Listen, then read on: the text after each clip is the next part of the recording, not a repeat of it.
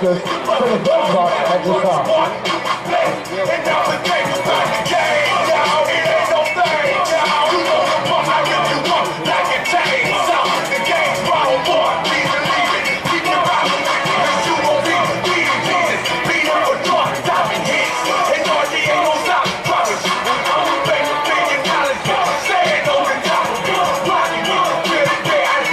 Got some wonderful background noise, so we'll get things started.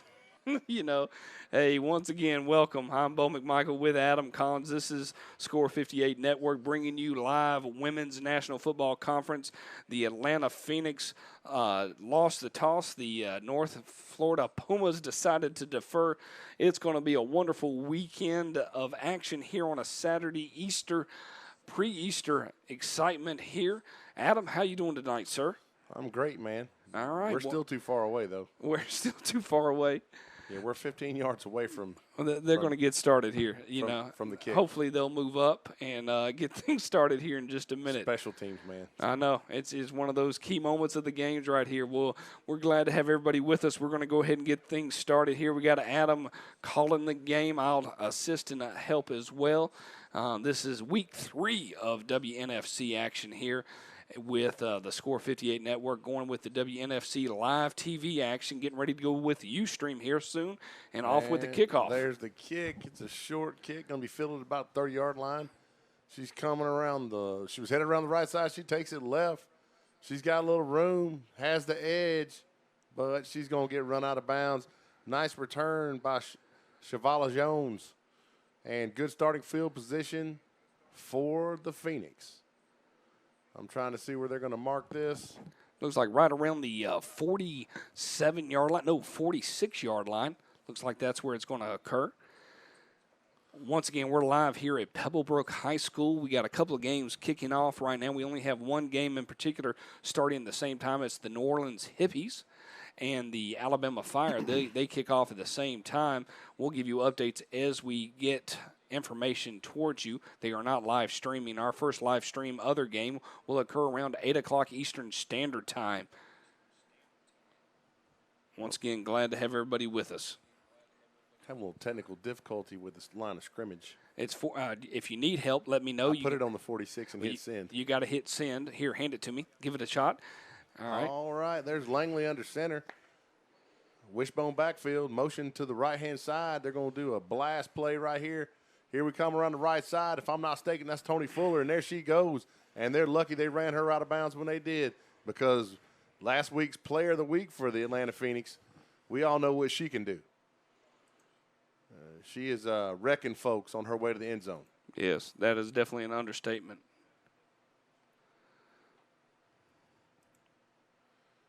But that's going to bring up a first down for the Phoenix at the North Florida 44-yard line, 43-yard line. I apologize.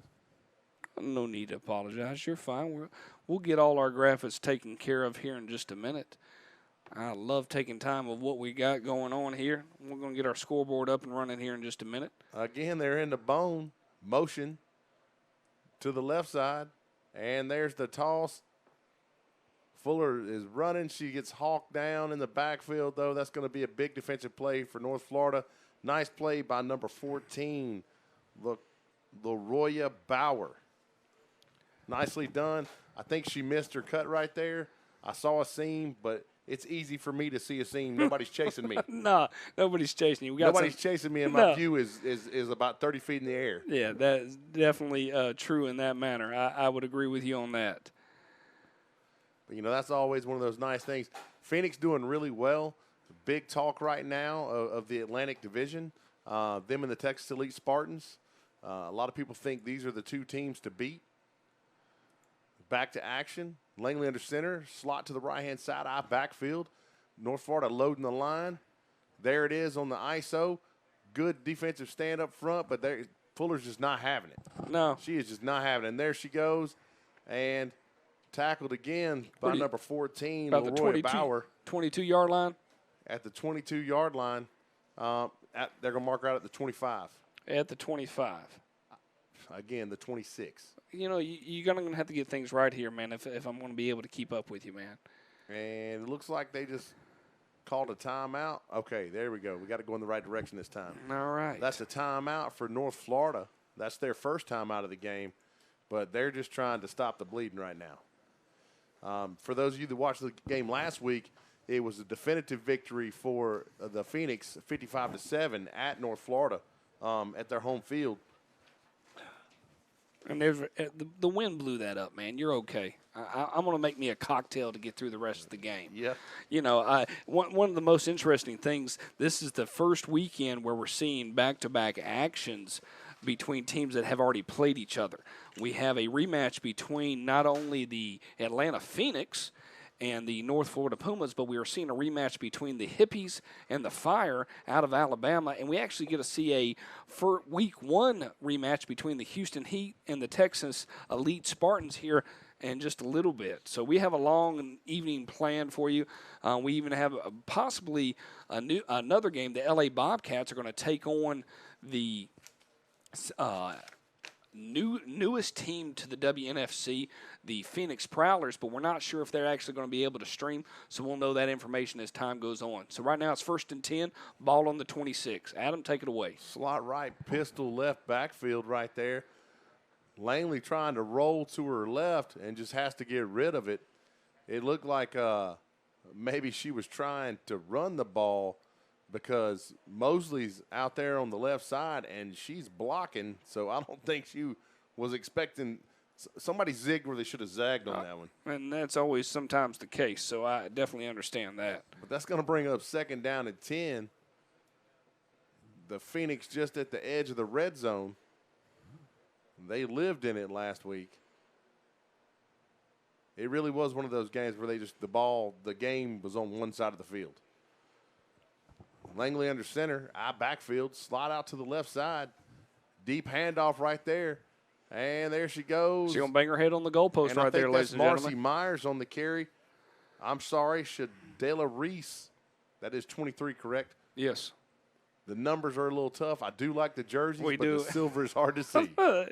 As my old man in his captain seat was sitting there saying, hey, we need to make sure that we get – bring my glasses. That's the first thing that came out of your mouth. You spent about 15 minutes writing on our chalkboard, and you said, I can't even read what I'm writing. So that's good. Good times, man. Good times indeed. Yeah, my vision is not the sharpest. No. And it's okay. You know, we'll work with what you have. So with no further ado, we'll get things started here. Square it down here. It's 6-0, looking for the extra point. Katie Williamson out for the kick. Snap, hold. It's up, and it's good. Little side note there, Bo. Did you know that Katie's a SCAD master's graduate? I tell you one thing, the knowledge that you were bringing to me tonight, I'm not aware of that. I mean, it's just great. And ladies and gentlemen, people that tune in to us, we'll have an opportunity to do some phone calls here later. But for all the teams that there's a lot of teams that are on a bye right now. So if you are on a bye, make sure that you send me some information concerning your sponsorship. To make sure they do that from a sponsor perspective. We got to make sure that we give all our team sponsors here in the WNFC Live TV. You can see that down here with the Atlanta Phoenix sponsors is Revolutionary Chiropractic and, do you remember, Coach? Dream Medical. You just pull that out of midair. That's just amazing. Getting ready for the kickoff. That was a pretty quick, easy 7-0 score there. Yeah, I mean, this has got to be tough for North Florida. Not only are you traveling, but you got absolutely shellacked last week. And as I'm drinking my cocktail on Easter Sunday, you got to do what you got to do. It's not necessarily too bad. You can see the scores come up from week one. We always show the different results, but they are 1-2. This is a good game to see what can come up. Okay, they made them move back. They're making them be 15 yards from the kick. Is this a new rule? Oh. We're going to have to figure that out. Yeah, that'll be a question we ask. Yes. And there's a Williamson kick. She sky kicks it. It looks like it was fielded at about the 25-yard line. Going to be run out of bounds at about the 43. Tackle made by number 5, Crystal Reese. I was trying to get a number on the return person, but was unable to. Little side note about Reese. LaGrange gal. She's from Callaway High School. Okay. Lots of good football down there.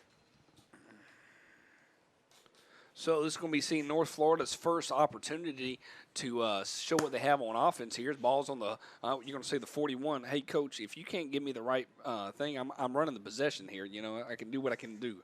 You know, I'll try to be a little more accurate. It is 1st and 10, and the score is 7-0. How about that?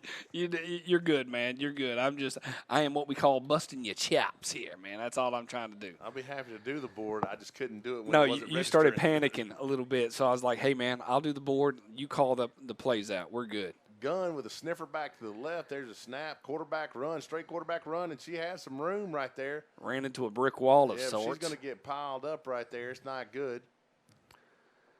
She was able to gain about 3 yards, it looked like. Before she ran into Nia Carlton. And there's no forgiveness there. I'm going to say got all the way to the 44. Tania went to the Aviation Institute of Maintenance. Okay. I tell you what, there's good money in that. Oh, I'm telling you. I mean, for the amount of planes that are in the air right here, it's going to be 2nd down and 7. Ball on the 46. 44. My bad.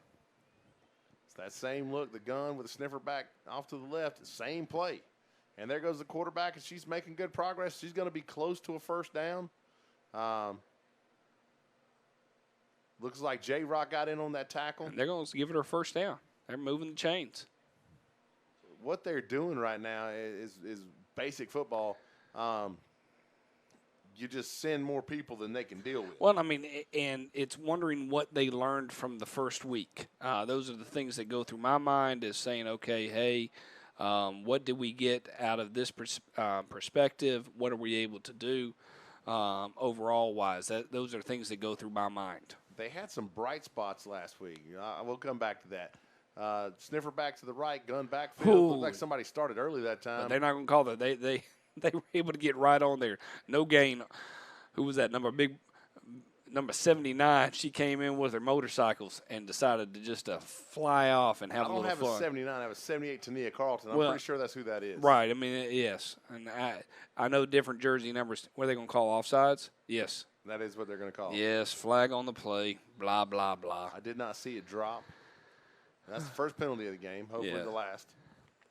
Now, one thing we will tune in real quick during certain timeouts, the North Florida Pumas actually broadcast the game as well, and they've done a great job as time went on. It looks like this might be a timeout, or they're kind of taking a moment here to see what's going on. So we'll get a chance to see that. Looks like somebody's a little banged up coming off field. But if I get an opportunity, I'll throw that up there and to see that. And I'll search for go ahead. This is one of those things. Atlanta's offense is so dominant in the middle. I mean, defense is so dominant in the middle. Do you go to the outside to be successful? They're running off tackle, and they're doing the offensive version of a blitz. You just send more people than they can handle. Right. Because you got the sniffer back over there. You got your tight end over there, and then you just run everybody that way. Well, Coach, help me out here.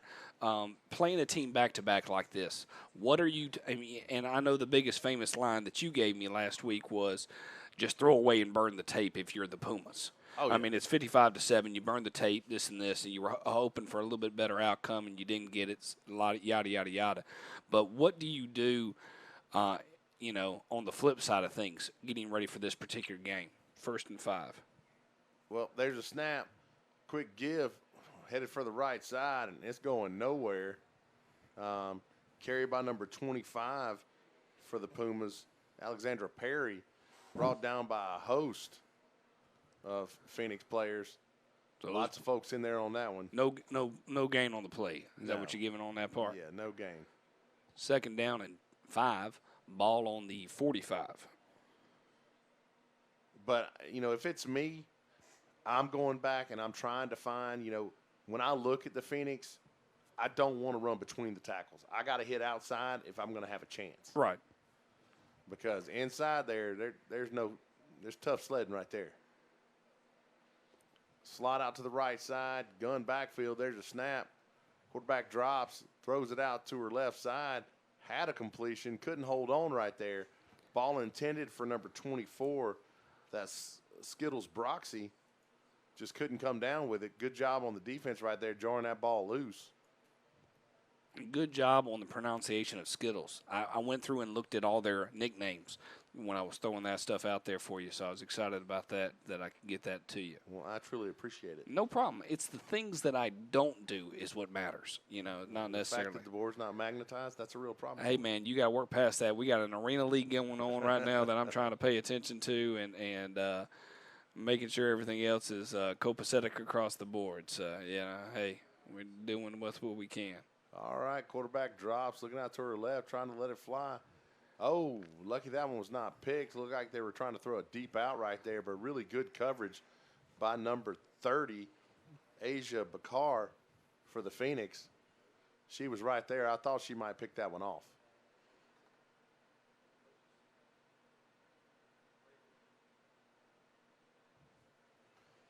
Now, that's 4th down and 10. Looks like they're going to go for it here, not punt. 4th and 5. I'm sorry, 4th and 5 here. Thank you. Appreciate the. Okay, they are going to. There's a bazillion people on the field.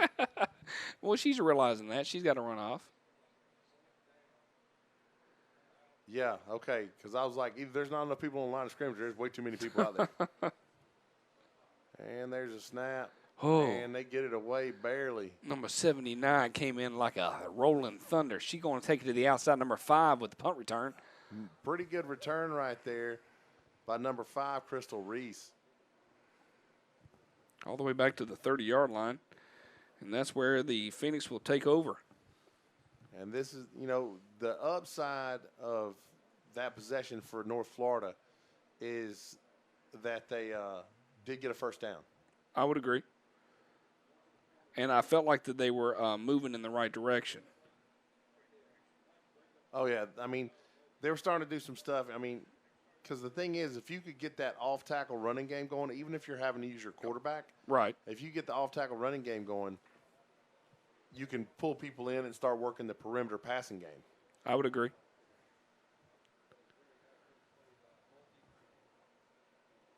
And here comes the Phoenix. They come out in split backs. Langley under center.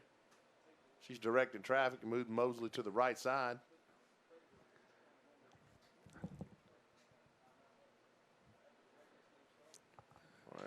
And here we go. And there's a snap. Langley dropping, has to get rid of it quick. Oh, wow. Just outside the reach of number 11, Shavala Jones. That had 6 written all over it. It did. She was all by herself running down the seam. I mean, you can see this real quick here. I mean, they did a great job of faking it. You're going to see this right here. She knew what she wanted to set up right here in this particular play. And if you keep an eye on the tight end, because it was the tight end that was wide open, right? I mean, she is untouched.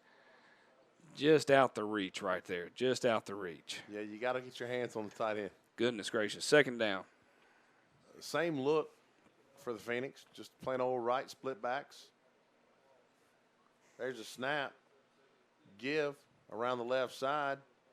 Fuller with some room. She's got the edge, and there she goes down the sideline. She'll bang her head on the goalpost. See ya. Give her 6. Yep. And she's on her way to being player of the week again. Yeah, that is definitely a given right there. She gave the crowd, "Are you not entertained?" right there. Because it's just too easy. I mean, you can see the replay right here. Right now, when she gets that ball, at this point, that block by number 4 for the Phoenix, and then the block and the speed alone. That and the entire defense is doing I want to tackle you from the side bit. Instead of working on the angles. Right. Instead of coming up and sticking your face in there. Okay, so we jumped on them. Last week we had some turnovers and a lot of things we were questioning. Hey, the score could have been different. Right now, I mean, one thing that we said is this going to turn into a blowout. And that to me is a concern from an overall perspective. Another great Williamson kick right there. Great job. Good snap, good hold. It's up and through. But last week one of the things was I felt like the Phoenix was sloppy with a lot of stuff because it started out just like it's starting out now. They started really fast, and I was thinking to myself, okay, they're fixing to blast them. Right. But, last week then the Pumas had that big slant that went all the way. And I was like, and that kind of slowed things down for a Right. second. Right. but only for a second. No, it did. I mean, I agree. I mean, probably what's very interesting, the Phoenix are about to go on a 2-week bye. They will not play for a full. The next time they get on the field will be the second week of May. I don't know if I like that or not. It's one of the ones when you have a 15-league team like this, that's one of the things that you have to deal with. Everybody's going to have a 2-week bye. Some people choose to do a week on, a week off type thing, but a lot of these teams right now are going to be taking 2-week byes, and it's just one of those things. North Florida's doing the same thing with the kickoff going down. And there's the kick, and here comes the kickoff team. Oh, goodness. And she ran right into the teeth of the monster She right did. there. She did on that part. I would agree with you on that. That kickoff return by number 24, Broxy. You can't hear me, but I'm cutting myself off for a second, man. Just relax.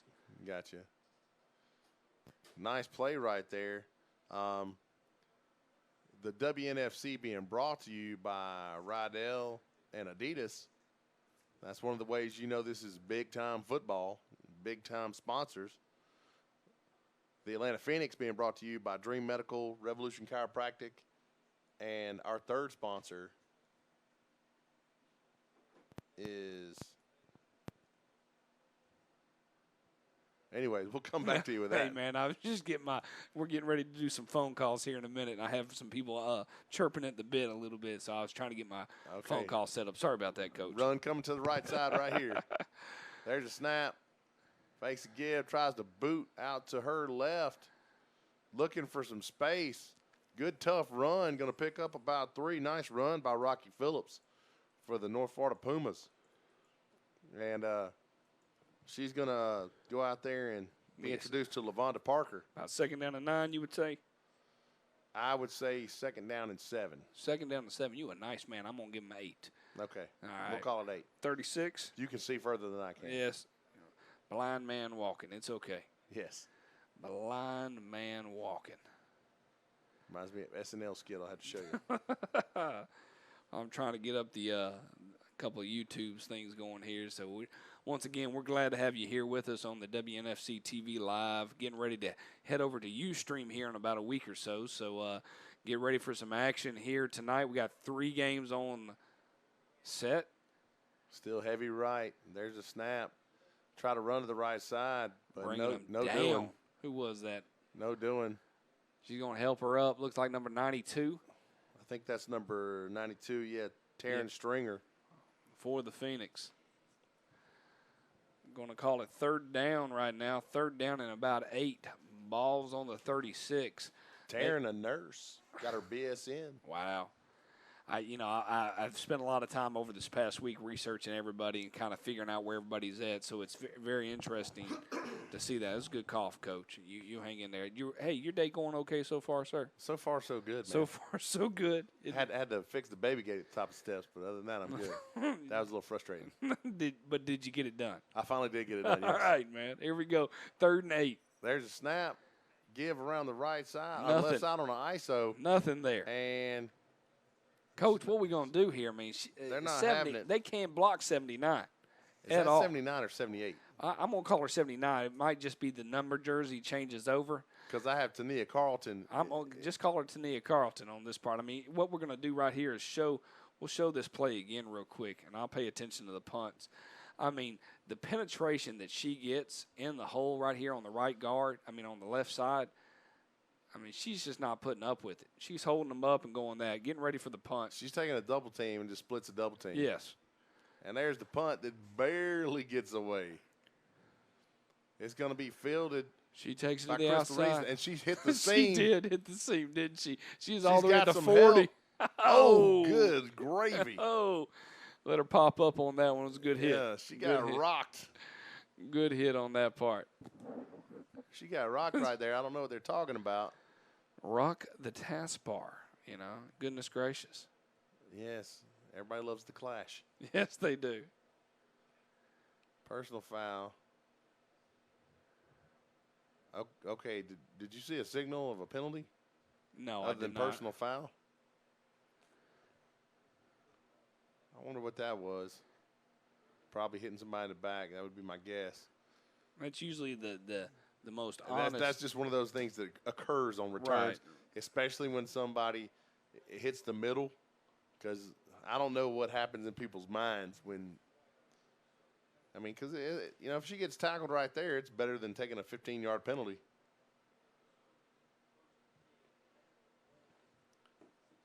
Well, geez, that happened basically where she caught it. Right, and he's going to take it all the way back. Looks like they're going to start right at the 46-yard line.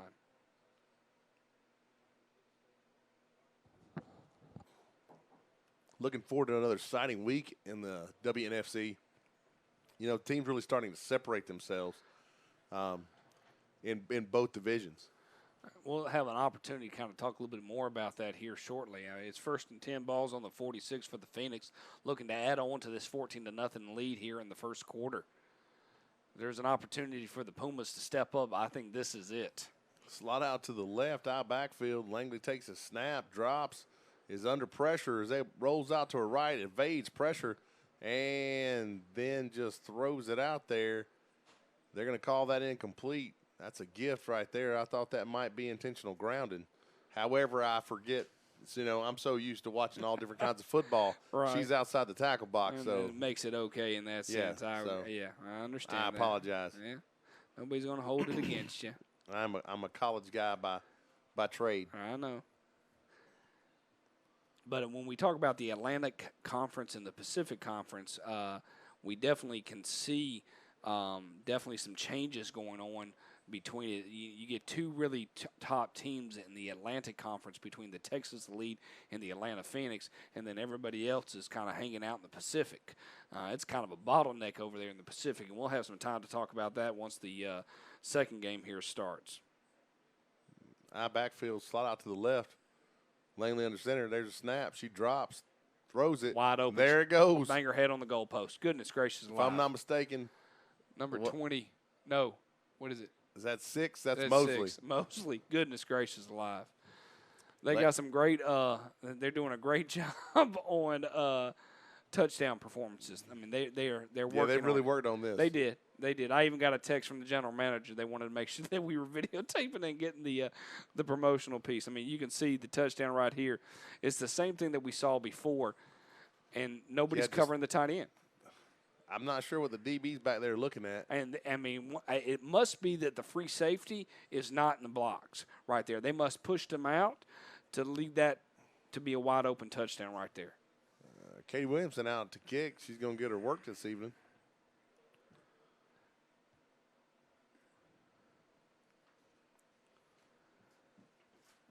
Coach, we're sitting in here in a 21-0 lead here in the first quarter. There's a snap, hold, kick, it's up, and it's good. So is this something we should be concerned about, that it's going to be a consistent nature here? 1st and 10, we're them playing the same team over and over again, same game over. It's just one of those ones. As you can see at the bottom, we're talking about the players of the week. Coach, talk to me a little bit about the players of the weeks this past week. Can you throw that up on the screen? I mean, throw that up on the sheet, the things that are running at the bottom. Each week, Adidas and the WNFC awards $250 cash prize and also $100 in Adidas gear to the players of the week. The Atlantic Player of the Week went to this past week went to the Texas Elite Spartans, Mrs. Gore. She was able to get 3 touches on 100 yards, 5 tackles on defense, 2 deflections, and a pick 6 for 60 yards. We're off with the kickoff right now. And on the Pacific side, giving it to the Utah Falcons, Miss Tia Tanella. Looks like Tina. Tina? What did I say? Tina Tila. Thank you. You do a great job with pronunciation. I am not that person. The first time I ever saw the Battle of Iwo Jima, I took a deep breath and handed it to somebody else. That's about all I can say in that situation. Here we go. 1st and 10 ball. Looks like it's on the 35, you would say? Yeah. Hey, just the ladies who were nominated from their respective teams, Mercy Scott for the San Diego Rebellion, Rashida Young for the Alabama Fire, Jackie McCall for the Seattle Majestics, Ashley Austin Bean for the Los Angeles Bobcats, Kanisha Platter for the Nebraska Nighthawks, and our very own Tony Fuller for the Atlanta Phoenix, who absolutely went off. Yes. And it's nice that they're doing this each week. We had winners last week. I mean, in week one, we'll always kind of roll that down at the bottom to give proper props out to everybody. So it's just one of those things to be able to do. Here shortly, we're going to run some Twitter feed out for everybody. Heavy left. There it goes. Nothing there. Goodness gracious. Instant penetration by J-Rock right there. No going. You're not going anywhere. Nice attempt by Rocky Phillips, but at best she got back to the line of scrimmage. They're going to give her half a yard. So it's 2nd and 9.5. So you're going to do I give it 10 or 9? I'm going to give it 9. I mean, I felt like that was a pretty generous spot. But, yes, I would agree. Ball's on the 37, basically. Ball's on the 37. We're still here in the first quarter. Home opener here for the Atlanta Phoenix at Pebblebrook High School. Appreciate you opening the doors to us, Pebblebrook. Okay, balanced formation this time, a little different. Tight end to the right, sniffer back to the left, gun backfield. Rocky Phillips drops, throws it out to her left, has a man. Oh goodness. And she was going to the house with that one. She was going to bump her head on the goalpost. Broxy could not hang on to it. Bump her head on the goalpost. Where I come from, she dropped it. It's good defense. Oh, goodness gracious, Coach. But, yeah, she had beaten coverage right there. Coach. She beat the corner and the safety who was coming over to help. Coach, we're going to see this on the replay. It's going to make you sick to your stomach right here. She was fixing to go to the house. Yeah. About 5 minutes left to go here in the first quarter. I mean, we're going to just see that. Just watch it. Oh, and she's knowing. It's making my stomach hurt right there. Goodness gracious. Asia Bakar was coming over to try and help, but she was coming over and pulled up like the play was already going to be made. And if she catches that, she's gone. Yep. Because we know Broxy can roll from last week. Yes. Bump her head on the goalpost rolling right there. A little bit different look for him this time. Just a right with a gun backfield. There's a snap. Phillips throws across the middle, has a man, and has a woman. She's down. Sorry, man, I had to do it. It's a term. I know. Has a person. 88. I know. I love you, buddy. You make me smile every day. Have a whoa. Teach Haynes on the catch. Ball's on the 49 on the positive side, which is good. Please understand, if I ever say anything like well, I'm not holding it against you, buddy. To me, that's like if I said mankind. I'm referring to everyone. I know. You can send the send the complaints to Craig Chapman. Craig Chapman. We'll roll this email up here in a minute. 1st and 10. Slot left gun for the Pumas. 5-man front. And lots of holding going on right there, and we got to pick that one. Yeah, we do. We got to take it to the house right there. Once again, if you want to Twitter us you just go ahead and type in the Twitter for the WNFC Football League, and then we'll throw your Twitter up there. Right now, we're just kind of rolling what's going on there for Twitter feed a little bit. I wanted to show that and give proper indication towards it. Right now, it looks like it's a timeout for the Atlanta Phoenix. Well, they should call a timeout because Tania Carlton just got mugged. They're all but riding on her back into the backfield there. So, anywho is exactly right. That was a good job, man. How do you feel about saying that? Anywho, are you okay with that? It comes across kind of raw. Yeah. Anywho, you do a good job with it. A little update on rankings right now. Number 1, the Utah Falcons. 2, the Texas Elite Spartans, who are also in the same division with the Atlantic Division with the Atlanta Phoenix. San Diego Surge at number 3. Number 4, the Atlanta Phoenix. Number 5, the LA Bobcats. Number 6, the Alabama Fire. 7, the Seattle Majestics. 8, the North Florida Pumas. 9, the Nebraska Nighthawks. 10, the San Diego Rebellion. 11, the Houston Heat. 12, the Denver Bandits. 13, the Las Vegas Silver Stars. And number 14, the New Orleans Hippies. Here we go, 2nd down and 10. Just a left look with a gun backfield. There's a snap. Heat coming from the Phoenix. They're bearing down on her, but she's able to get it off, and that ball's going to be complete. You know, we saw the middle be open last week. Teach Haynes coming down again. If it was me, I would cover her. I'm just saying. But lots of pressure right there. Looked like the Phoenix sent 7. And, you know, when you send folks, you got to get there. Ball's going to be right at the 34-yard line. Big first down for the Pumas. You know, you're down 21. You score right here, you can still climb back into this game. I would agree. And Eastern Standard Time, it's right around 7:40. We'll get ready to throw a little action here and see what the Texas Elite have to offer here shortly. They're taking on the Houston Heat. Slot left. Gun look for the Pumas. High snap right there. Fielded by Phillips. She's able to get it out. It's a floater. Oh, yeah, she's taking it the other way. See ya. Oh, she's getting her stride on right here. And there we go. I'm pretty sure that's Crystal Reese. And this will be brought to you by the North Florida Pumas right here. A little too loud? Oh, you got a cough? It's all right. North Florida Pumas telecast. Going to bring you that little action right there. That's really unfortunate because it looked like that they were starting to put together a drive, and then just to have it blow up in your face like that, that's tough. Looked like a skirmish occurred a little bit. We came out of that showing the interception. Looks like number 55 and 79 got into it a little bit. I don't know if it's 55, but they're not too happy about the situation at hand. They've definitely, in one of the ones when you're playing each other back-to-back like this, I can believe it getting a little heated. Yeah, tempers are going to flare. Oh, goodness gracious. That is definitely an understatement, to say the least. They're trying to explain right now, the head coach, is what's going on. They're a little frustrated about it. This is always one of those things you find from good referees. You know, if a referee will just talk to me, well, I stay a whole lot calmer than I would otherwise. Right, when they're not willing to.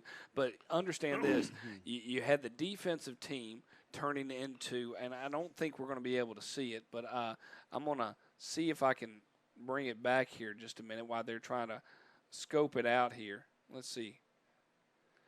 I'll see what I can do about doing this. I'm going to bring it up here real quick. Let's see if we can see where the block, the interception occurred right here. So let's see.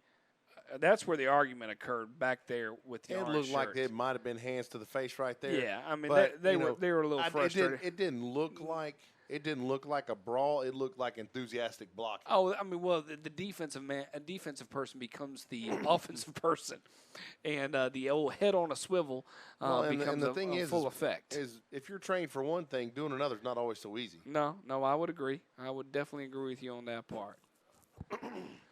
Crazy interaction across the board. We got NBA playoffs going on. We got the Braves game running a double header right here. So our brains are definitely all over the place. So it's always nice to see that. We're getting close to some action. I'm going to kind of tune in to see if I can get any information here on the Alabama Fire Hippies game, New Orleans Hippie. I'm with Valdo on that one. I'm predicting a huge loss. Well, you said something real quick. You said Valdo. Talk to me a little about Valapino. Valapino does a great job kind of saying it like jalapeno. I did. I rolled that out there. I'll just call him Walter. I feel like I don't know him, but I can think call his him. name is Wayne. Thank you. Wayne or Walter, depending on how you look at it. Wayne Valdepina. Yeah, well, we're going to call him Wayne. He calls himself Valdo. Yes. I like Valdo. You like Valdo? Okay. His daughter, Shelby, she kicks for the Texas Elite. You did a good job covering your mouth right there, coughing right there. We'll have to do that. That I didn't hear it, so you're good. All right, good. So I like that idea. Good deal. No problem. So getting here ready for the first down. They look like they're going to take the ball. They're trying to figure out where they're going to spot it. But Wayne. Offsetting looks like what they declared. Waldo. Is Waldo? What is his name? Wayne Doe? Valdo. Valdo. Or I don't know if it's Valdo or Valdo. Valdo. Valdo's prediction. All right. Did a great job with balls on the 30-yard line, kind of giving a recap of the Atlantic and Pacific Coast. If you ever want to, go ahead and like that Facebook page on the WNFC. He gives a great idea. His daughter is a kicker for the Texas Elite, and he couldn't be more prouder. So he just said, "Hey, I'm going to invest and play out a little bit and do that and kind of give." I did enjoy reading his game recaps. They're funny. Oh, they're good. I mean, he you could tell that he's paying attention to the games that are out there. He's like, hey, this is what happened here and here. You know, the thing that got my mind is that who was it? Who scored their first touchdown? The New Orleans Hippies scored their first touchdown ever this past week against the Alabama Fire. Speaking of that, I'll start searching for the Alabama Fire and see if we can get any information from them. I like the fact the Atlanta coaches are dressed up like it's 300 below. Yeah, like it's a little chilly outside. You would complain based on the press box at the Pebblebrook. We would be outside. There's nothing but windows. My filmers on the stands at this point. I would be peeved. Yeah. Yes, I know. That's why we're sitting here enjoying cold beverages in the name of Score 58 Network. And we're not at a high school, so we can do that. Amen. Said said everything to everything at this point. So, but yeah, he's got the skull cap. I mean, he's got the full on. It's a little chilly. I will say this. I mean, you're wearing your sweatshirt. I appreciate you representing. That's good. I chose not to, so that's not bad. Alabama Fire. Let's see what they have to say on the old Score stream and Facebook world. Bullet backfield. Slot left, sniffer to the right side, motion coming over from right to left, and there's the give. Just going to be an ISO. And here she comes. I believe that ball was carried by number 4, Shanice Wheeler. Nice, tough run right there. Flag on the play. We're going to call holding is my guess at this point. Personal foul. Face mask. On the offense. Both of us calling it. We're mind readers, you know. You do. There's 2 minutes left to go on the clock here in the first quarter. It has been all the Atlanta Phoenix in the first quarter. To say the least. But, you know, we're starting to witness the Phoenix, you know, defeating themselves. Oh, yeah. I mean, that's the one thing that you can't do. But you get 2 weeks off. You've got to work on things at this point. You're up 21-0. You need to be able to work. It's second down with 15 yards. It's going to be second down and what? Well, it's going to be first and like 25. First and 25. Thank you, buddy. Ball's on the 42, 46. 46. Thanks, man. Slot to the right side, sniffer to the left, bullet backfield, Langley in the gun. Basically got poor man's doubles here. Motion from left to right. There's a snap. Nice job Wrestled right there. Down right there. By the Phoenix. Loss of about 2, give or take, 4 yards. Same play, just ran it to the other side that time. No doing. 3 Pumas in on that play. It's going to be second down and 30. Ball's on the 50. Yeah, this is not what you're looking for. You just had an interception return. It puts you at let's see, what is this, 27? So the 33-yard line. Right, of where you're hoping to get. Clock is ticking. We're right under 2 minutes here in the first quarter of action here at Pebblebrook High School. I'm Bowman Michael with Adam Collins. Score 58 Network bringing you WNFC TV live football. Here we go. Straight doubles.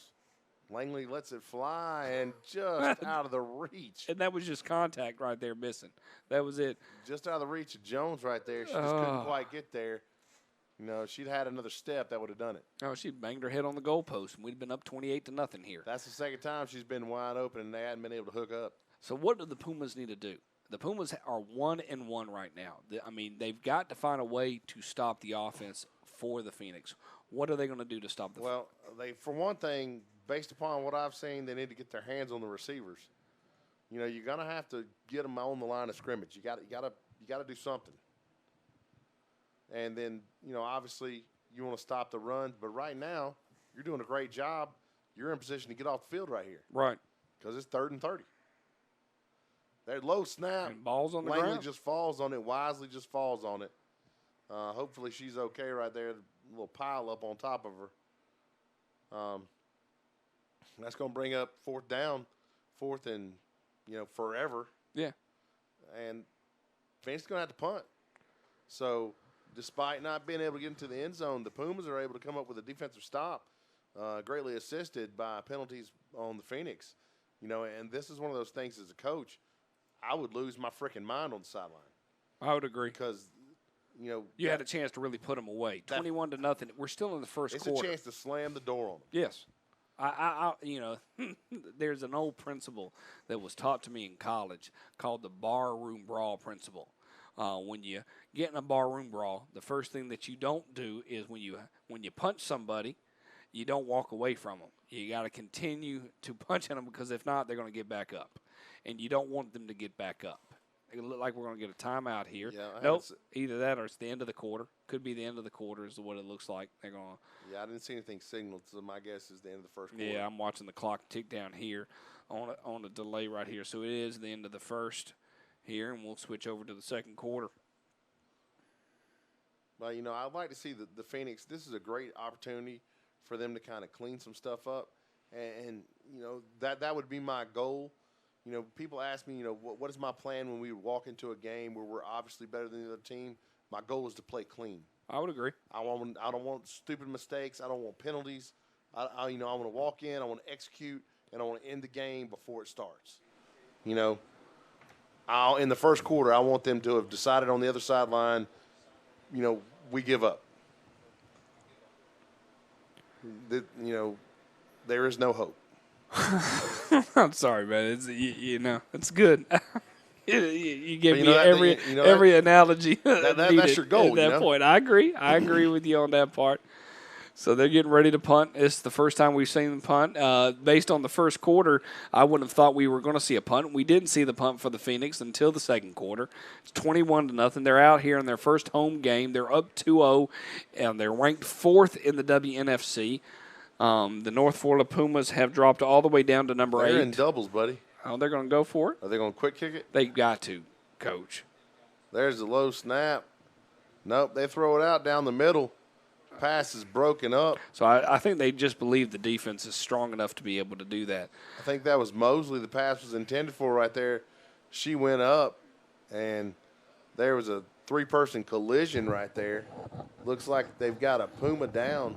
Right there at the 40-yard line. I would have, yes. Like maybe she took the worst of that. I'm trying to get a number right there. I can't really see that far. Looks like possibly number 10 for the Pumas. Number 10, that would be Shakita Brown. Other additional matchups tonight, we got the Los Angeles Bobcats versus the Phoenix Prowlers. The Phoenix Prowlers, Prowlers is a brand new ball club here with the WNFC, and that's going to be their first game of the season. The interesting thing is, tell me this, Coach, you're a 2-0 Bobcat team, okay? LA Bobcats are 2-0. It was number 10. Good job, Bo. Pat myself on the back right there. That was a good job calling that number out. I mean, I'm picking out, raccoons and mailboxes, man. That's how I'm looking at things. The Bobcats are figuring it out, or pulling it out, They're pulling it out. I mean, they beat the Rebellion last week, 20-14. I thought, after watching them play the Seattle Majestics, I thought the Rebellion would beat them. Just because but they beat them. They beat the Seattle Majestics 7-6. Yeah, I know, but after what it was a turnover festival. I agree. And then I had watched the Rebellion, who I thought was a decent team, play the week before, and ended up getting blown out by the Surge. And what's crazy, the Surge haven't played in 2 weeks. They're not playing last week, and they haven't played this week. See, that freaks me out, man. I know it does, man. I can't wait next week when we get the Surge to play. Do you come back rested or do you come back rusty? Which one? I have no clue at this point. Here we go. 1st and 10, balls on the 43 for the Pumas. If this isn't an opportunity to cash in on some mistakes, I'd like to see what happens. Slot to the left. There's a snap. Gun backfield. Phillips looking out to her left. She throws it right to the Phoenix. I mean, that's so frustrating. That ball's going to be picked by number 26. I'm sorry, I just lost it. Christina Howard. I'm going to get you a big board, buddy. You tell me what you need for this next week's game, and I'm going to have it written out to you in big letters. Do we need Braille? Would that help? I mean, it might. Okay, I'm up for it. What was that Bird Box movie? Did you watch Bird Box, by the way? Is that the one where everybody's blindfolded? Yes. Yes. You did watch that. I did like it. I liked the crazy people. I found that entertaining. There's another movie out on Netflix called The Silence. Kind of has the same kind of where you have to be quiet or the people come get you type thing. But it's based on the silence. It was pretty interesting, to say the least. Are you hungry? You looking at that food like you're gonna jump through the TV screen and Now get the those food? Subway roll-ups look really good. They're like, not bad. Like, They're not like it bad. was like real food. I've had it. I mean, I'm a Subway person as myself. Here we See- go. 1st and 10, balls on the 42 at 44. Doubles. Somebody's going to be like, hey, when Craig's not here, y'all don't talk much football. No, we don't. Langley in a bullet back. She drops, rolls right. She's probably just going to pull it down. No, she slings it. And And reception. it's complete. Touchdown. And Give if her I'm not 10. mistaken, that's Give her 6. Give her that's 15. Mosley. Give her Is 20. that Mosley's number 6? Okay, Coach. What happened here, man? No, that's number 8. No, it's got to be 6. Oh, we're going to see it right here. I mean, there's coverage. Coverage is there. Just takes it from her right there. Goodness gracious. Oh, I missed the – Number 33, I think, Rachel Storman's there. But it doesn't matter because, it's one of those things where, Mosley's just a better athlete than she is. It's that simple. give them 6 again. And at this point, this game is out of control. It is. What's going on? Give me a second, Craig. We're working multiple games here, so you're at halftime right here, so you're funny. The answer is bring the other mic in that you have, and I'll hook you up so you can join us in our telecast. It must be delayed because I was thinking you were – I couldn't tell where you're at, to be honest with you. Okay, now I see it at halftime. I was 5-10 minutes behind. Sorry about that, ladies and gentlemen. We're multitasking right now. We're running dual events. We got an arena football game going over in Athens, Georgia. So I'm going to let Craig and Adam take over for a little bit and keep an eye here. It's 26-6. Peach State over Carolina's interesting game. I missed it in all the commotion. Did Williamson miss the kick? The answer is I have no clue. I'll have to go back and look. It looks like either that or we didn't update it. We didn't update it, man. I mean, I'm the one that's updating it. I can only do with what I can. We'll rewatch this thing here in a minute. Let's see if she makes it since we didn't pay attention. All right, I'll pay attention. Our apologies. Yeah, our apologies. Let's see what she Snap, does. She hold, make it? up, through, and see. There's that Ole Miss education just coming through. Kicked it just like a ripple. All right, here we go with the kickoff. I can't even take you anywhere. All right, Adam, you're going to have it until I get the mic set up. And it's returning right here, coming around the left side. Going to be drugged down. Looked like Crystal Reese was in on that play. Good coverage by the Phoenix.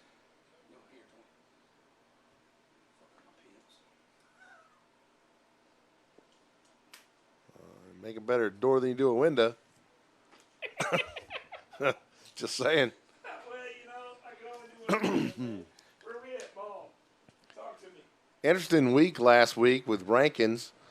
We saw the North Florida Pumas actually drop after the game with the Phoenix from number 5 to number 8. We saw Denver and Las Vegas basically swap places at 12 and 13, with Denver now at 12. Well, Craig, glad to have you back with us, Craig. Hey guys, how y'all doing? Well, we're good, man. We're good. You're on a different mic, so you got to hang in there with us. We'll get your volume set up here a little bit.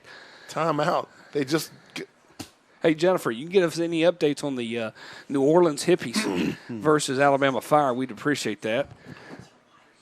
What's my Wi-Fi? I can't say that over the air, so give me a second. I'll clean off my mic and let y'all talk a little. Birdie. Hey, give them an update of what's been going on, man. Let's give it a little game Okay, summary. Craig. All right. The Phoenix is scoring a lot of points, and the North Florida Pumas are not. Well, so it's the same as last week. It's very similar. I will say the one drive where the Pumas were able to stop the Phoenix, it was self-inflicted. All right, so like last week. It has been a little bit cleaner, but the Phoenix have already taken 2 personal fouls. Okay. And I talked about, and you tell me this. I said in a game week like this where I feel like I'm just head and shoulders above my opponent, the one thing I want to do is play clean. That's the key.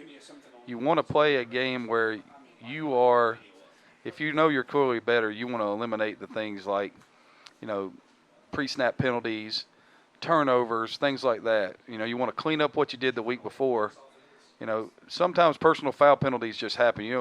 I hate to say it that way, but you don't know what happens on the field. Right. So right now, Phillips dropping.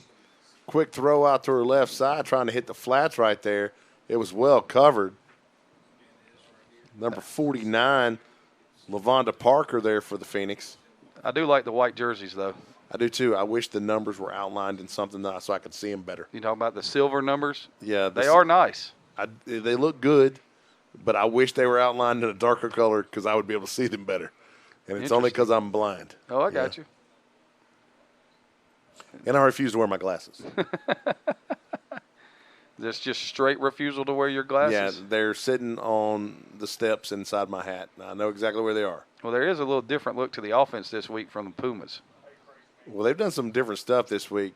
Slot look, gun, Phillips drops, under pressure, throws it across the middle, and got really lucky that didn't get intercepted. Ball intended for number 11, Nikki Williams.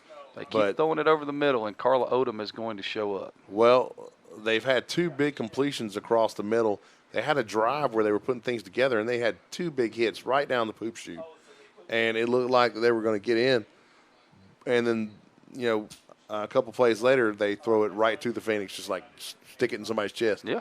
And, and it's hard. I would imagine you could attest to that more than I could, that when people are chasing you around trying to end your life, that throwing the ball becomes not your main priority. There is a mode of self-preservation, but once you've played it for a while, you kind of forget about that. And that thing of protect the football at all costs comes in. You should throw it to your mom in the stands. 4-man front for the Phoenix. And Wow. There's a throw, and it's going to be caught. That's Broxy. That's Broxy on the catch right there.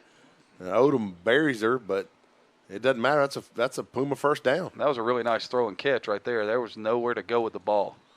There was coverage there. It was a good job by Broxy going up and getting it. And it's easy to lose the ball in a crowd like that. What's going on? This timeout? Either that or maybe quarter change? That's what I'm guessing right here. Yeah, they're walking it off. It's quarter change. Yep. All right, that's going to take us into the second quarter. So at the end of the first quarter, your Atlanta Phoenix 28, Florida Pumas nothing. Wow. It's a big week last week. We saw Seattle beat the Las Vegas Silver Stars 20-0. A team that I thought was going to be something, that I thought had real potential, was the Nebraska Nighthawks. And they just got absolutely owned by the Texas Elite Spartans, 30-0. Well, does that say more about Nebraska, or does it say something about the Elite Spartans? Well, that's the thing. And from everything I've read, my man Valdo says that they're the team to beat. And, his daughter plays for them, so there's a little bias there. But we're kind of biased for Atlanta because that's where we're at. You know what I'm saying? No, I've never been biased for Atlanta. So, but, they say that those two are the teams to beat in the Atlantic Division, the Atlantic Conference, I apologize. You had the Alabama Fire beat the New Orleans Hippies 42-6. Wow. The LA Bobcats, surprisingly to me, beat the San Diego Rebellion 20-14. And the Utah Falcons was a no-brainer, 54-12 over the Denver Bandits. Utah, in my opinion, one of the best teams, period. Yeah, regardless of conference. They're the ones that run a wing. Well, yeah, and they run it like a real wing. Yeah, that's tough to stop because they've got athletes too. Interesting. Slot right, gun. You got Broxy down here singled up. 4-man front. There's a snap. Phillips just pulls it down, tries to take off, and she gets stuck right there at the line of scrimmage by Carla Odom. And that was a quarterback draw. She sold it. She tried to put the thing up and give the two bounces like she was going to throw a pass, but nobody fell for that. Well, what you didn't see was at the beginning of the game, what they were doing is they were putting the tight end to the right and putting the sniffer back over to the right as well, or the left. They were unbalancing the formation, and then they were taking both backs and leading with the quarterback running to that side off tackle. So, and they actually had some progress they were making at the beginning of the first quarter. Of course, that quickly fizzled. Yeah, and when I got in here, I really didn't realize it was the first quarter still. And so 28 points in a quarter, that's doing some work. That's a lot of work. Should have had 35. Really. Yeah. They picked one and took it back to the 33-yard line. 2nd and 12 at the 50 right here. And decided to march backwards instead. There's a snap. Phillips drops, rolls to her right, is able to get the ball out. Nice It's going to be catch caught right by there. Broxy.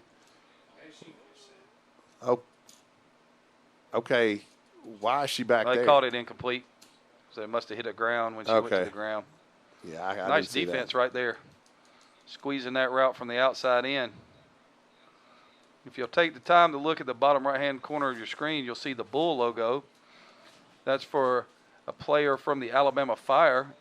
I think her name was Lashara Turnbull, and her tragic loss last year, touched the entire WNFC. And so from now, all of the teams in the WNFC will wear this symbol on the back of their helmet to honor her and to show a commitment to camaraderie and community within the WNFC. It's a really nice way to show the growth of the league while honoring one of the league's most, respected and well-known players. Okay, delayed game on the Pumas because they took 30 minutes in the huddle. And that's a disaster. This right here is a disaster. Yeah, this is. Now, I will say Pebblebrook High School's field looks a lot nicer now than it did the last time I was there. Looks really good with the turf. Okay, is it second down or third down? It would be 3rd down after the incompletion. Yeah, third and 17. Yeah, I was getting bad intel there. Left formation, gun, quick throw. Going to be caught by number 11. That's Nikki Williams for the Pumas. Nikki Williams just made a great catch for a 6-yard gain. She's brought down by Christina Howard. When you make a catch like that, you'd like for it to be for more than 6 yards. But the coverage right now for the Phoenix has been impressive. So it's going to bring up 4th down and 11 right here at the 49-yard line, and the punting team is out for the Pumas. And they're doing it again. They had 39 people on the field last time. Most of the time you have to draft to get out there. And there's a snap. It's a high blooper. And it's it's blocked. And so that's going to be Phoenix ball at about the 48-yard line. Good play right there on special teams. I was trying to see who blocked that. It came from the left defensive end spot. She took the snap and just took it 2 steps towards the left defensive end and basically kicked it right into her face. She got the block and all, but the punter just basically blocked that herself. No. At the very bottom. Yeah, I think sometimes they just keep their head down like please, no. That's normally what I do when we punt, too. Yeah, that's totally what I'm doing. Mm-hmm. Please, come on, just get it off. Just get it off. And Just get it after I off. hear the thud, I say, what happened? Where'd it go? Yeah, the loves of the joy of kicking. So here we go for the Phoenix at 1st and 10 at the 48. Back in the eye. Yeah. Broken eye.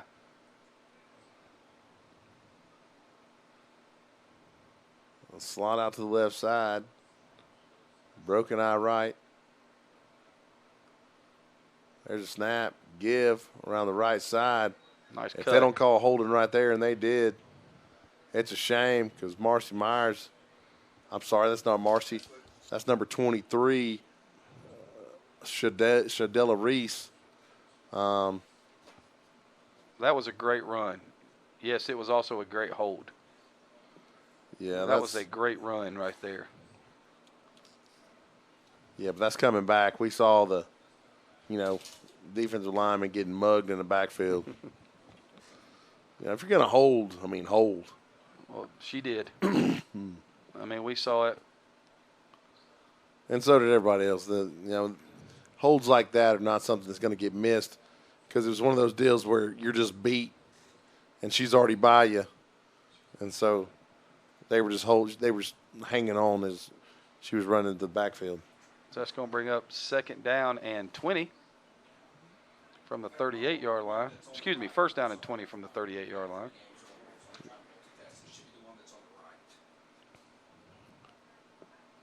Had any calls tonight?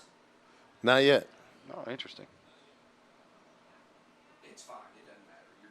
I think that was the nose that came free and ended up getting held. Yeah, timeout for the Phoenix right here. Going to talk about it on this first down in the next county. First down in Six Flags. First down and 6 flags. All right, for those of you that are at home listening and watching, let's go back through the rankings. At number 1, Utah, 2-0. Currently on a bye. They'll play the Texas Elite next week at 3 o'clock. The Texas Elite Spartans playing the Houston Heat at 7 Central Time. And then Utah the following week. The San Diego Surge, number 3, 1-0. Currently on a 2-game bye. When they come back, they'll play the Las Vegas Silver Stars at 7 p.m. The Atlanta Phoenix, of course, playing North Florida. They start their 2-week bye next week and won't play again until May 11th versus the Alabama Fire. And we're fixing to pick back up with action. Looks like there's a little confusion with the Phoenix formation. Okay, they're missing somebody.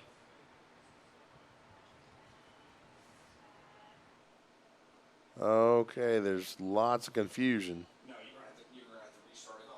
So,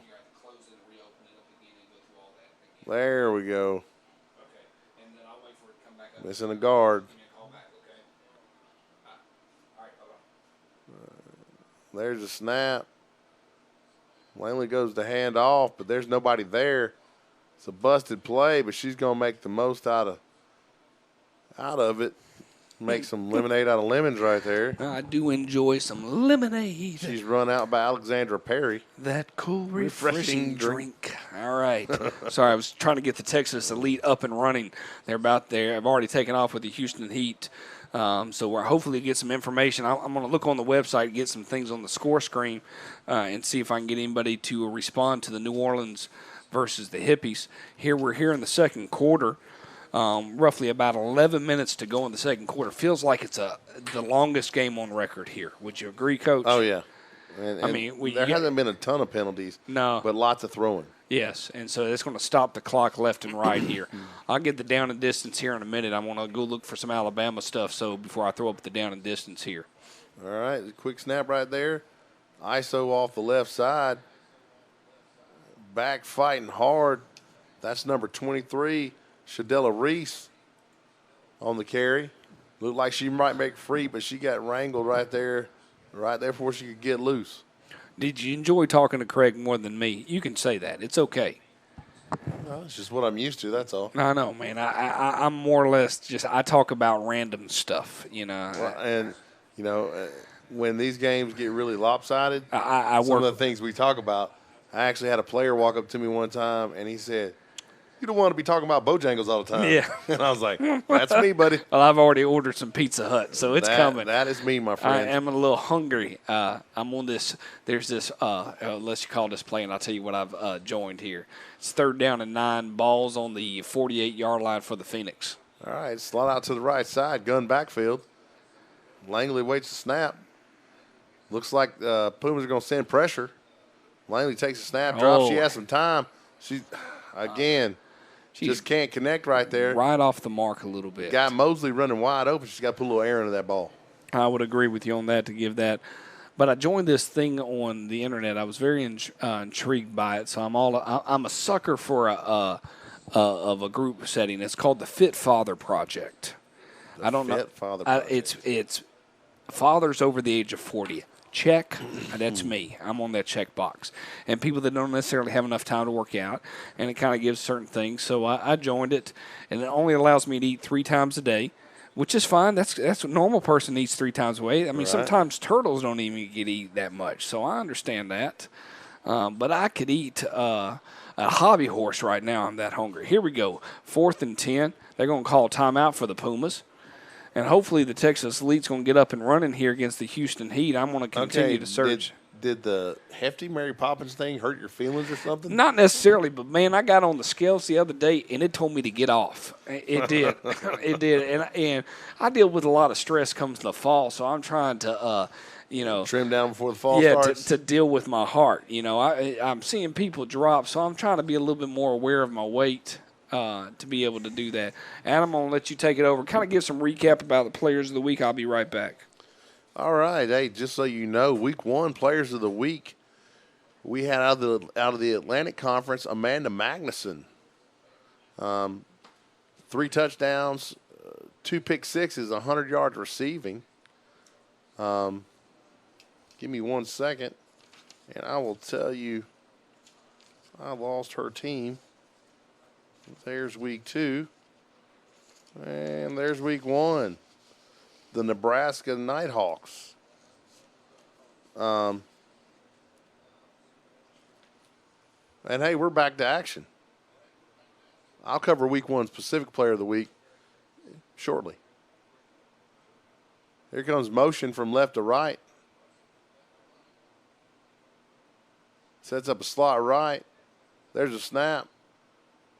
Langley lets it fly down the middle of the field. Again, Mosley open, just cannot connect.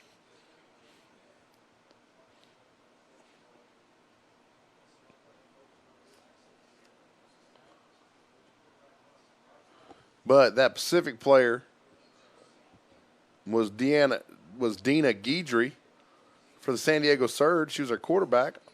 124 yards rushing on 6 carries, 2 touchdowns, 2 tackles, 1 for a loss, and a 55-yard kickoff return. Week 2, Tina Tella of Utah. 12 carries for 114 yards, 88 of those yards after the catch, a 2-point conversion, 4 tackles.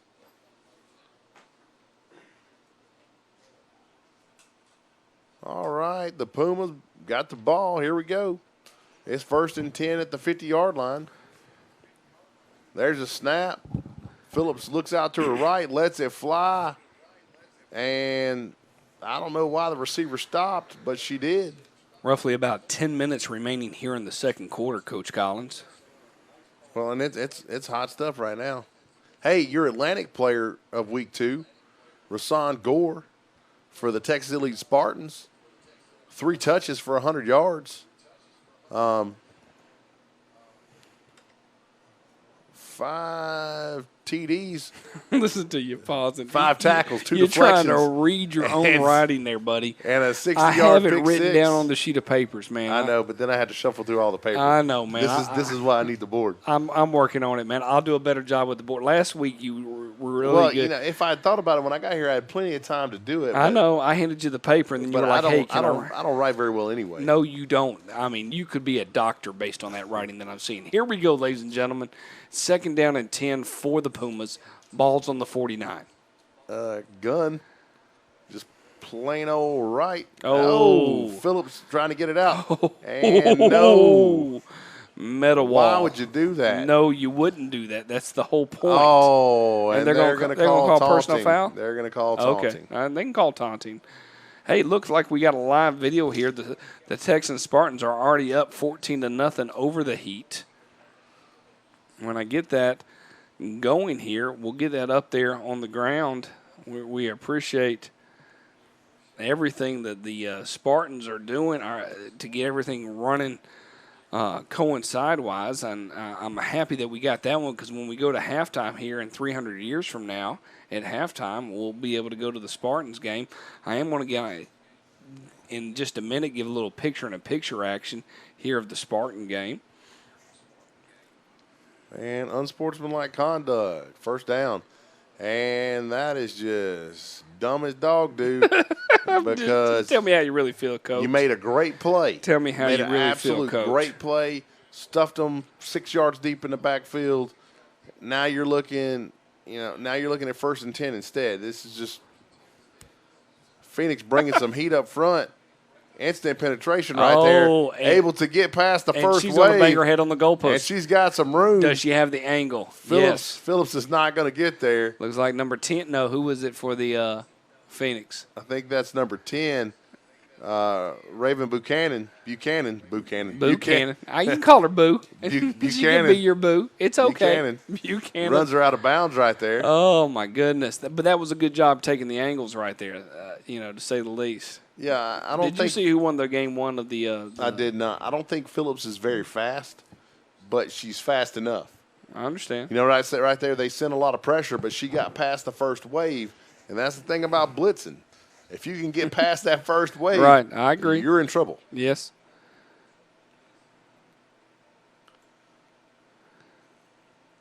Why are we both quiet all of a sudden? Well, I was just watching. I saw the strike. I didn't know what the debate was about. That looked pretty solid to I know me. you got all quiet on me. I'm looking at some screens, and you got quiet as a mouse right there, buddy. All right, here we go. Overload to the left side. You funny man. Phillips in the gun.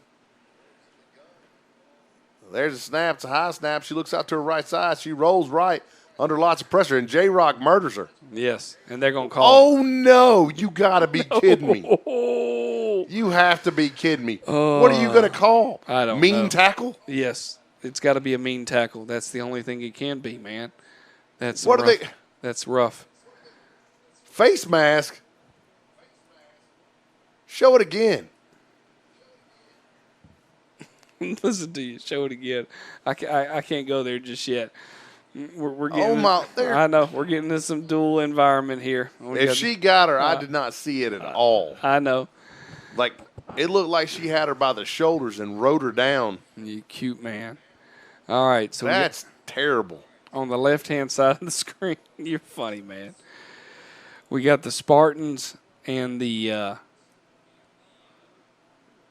Heat playing on the right-hand side. We got the Phoenix and the North Florida Pumas on the left-hand side. So I get boring. You get talking. I'm going to get putting some stuff up. Okay, well, there, Coach. Here's the Pumas with a gimme right here. And there goes Phillips. It looks like she might get in. And she does. Just that same overload to the left side. Had a tight end, up back, a sniffer back, whatever you want to call her. And then led both backs from the gun. She just kind of takes it, waits on them two to go past her, and then runs. And there's so many people at the point of attack. You know, I understand this philosophy of offense. We used to run a power that was very much the same way. We're sending so many people through the hole that unless you're able to cut somebody or stuff somebody, we're going to get somewhere. I would agree. I definitely understand that on that part. 28-6 here in the second quarter. Roughly about 8 minutes remaining here in the second quarter. But again, this is self-inflicted. Yes. That's just that's frustrating for me. Snap, bobbled hold, but up and good. Should block that. You know, that would have been one of the things I worked on. You know, this would have been a big week for me for special teams. And I would say, you know, we're going to block some kicks this week. You want to wait for a second? I have to look back to see if you're still there.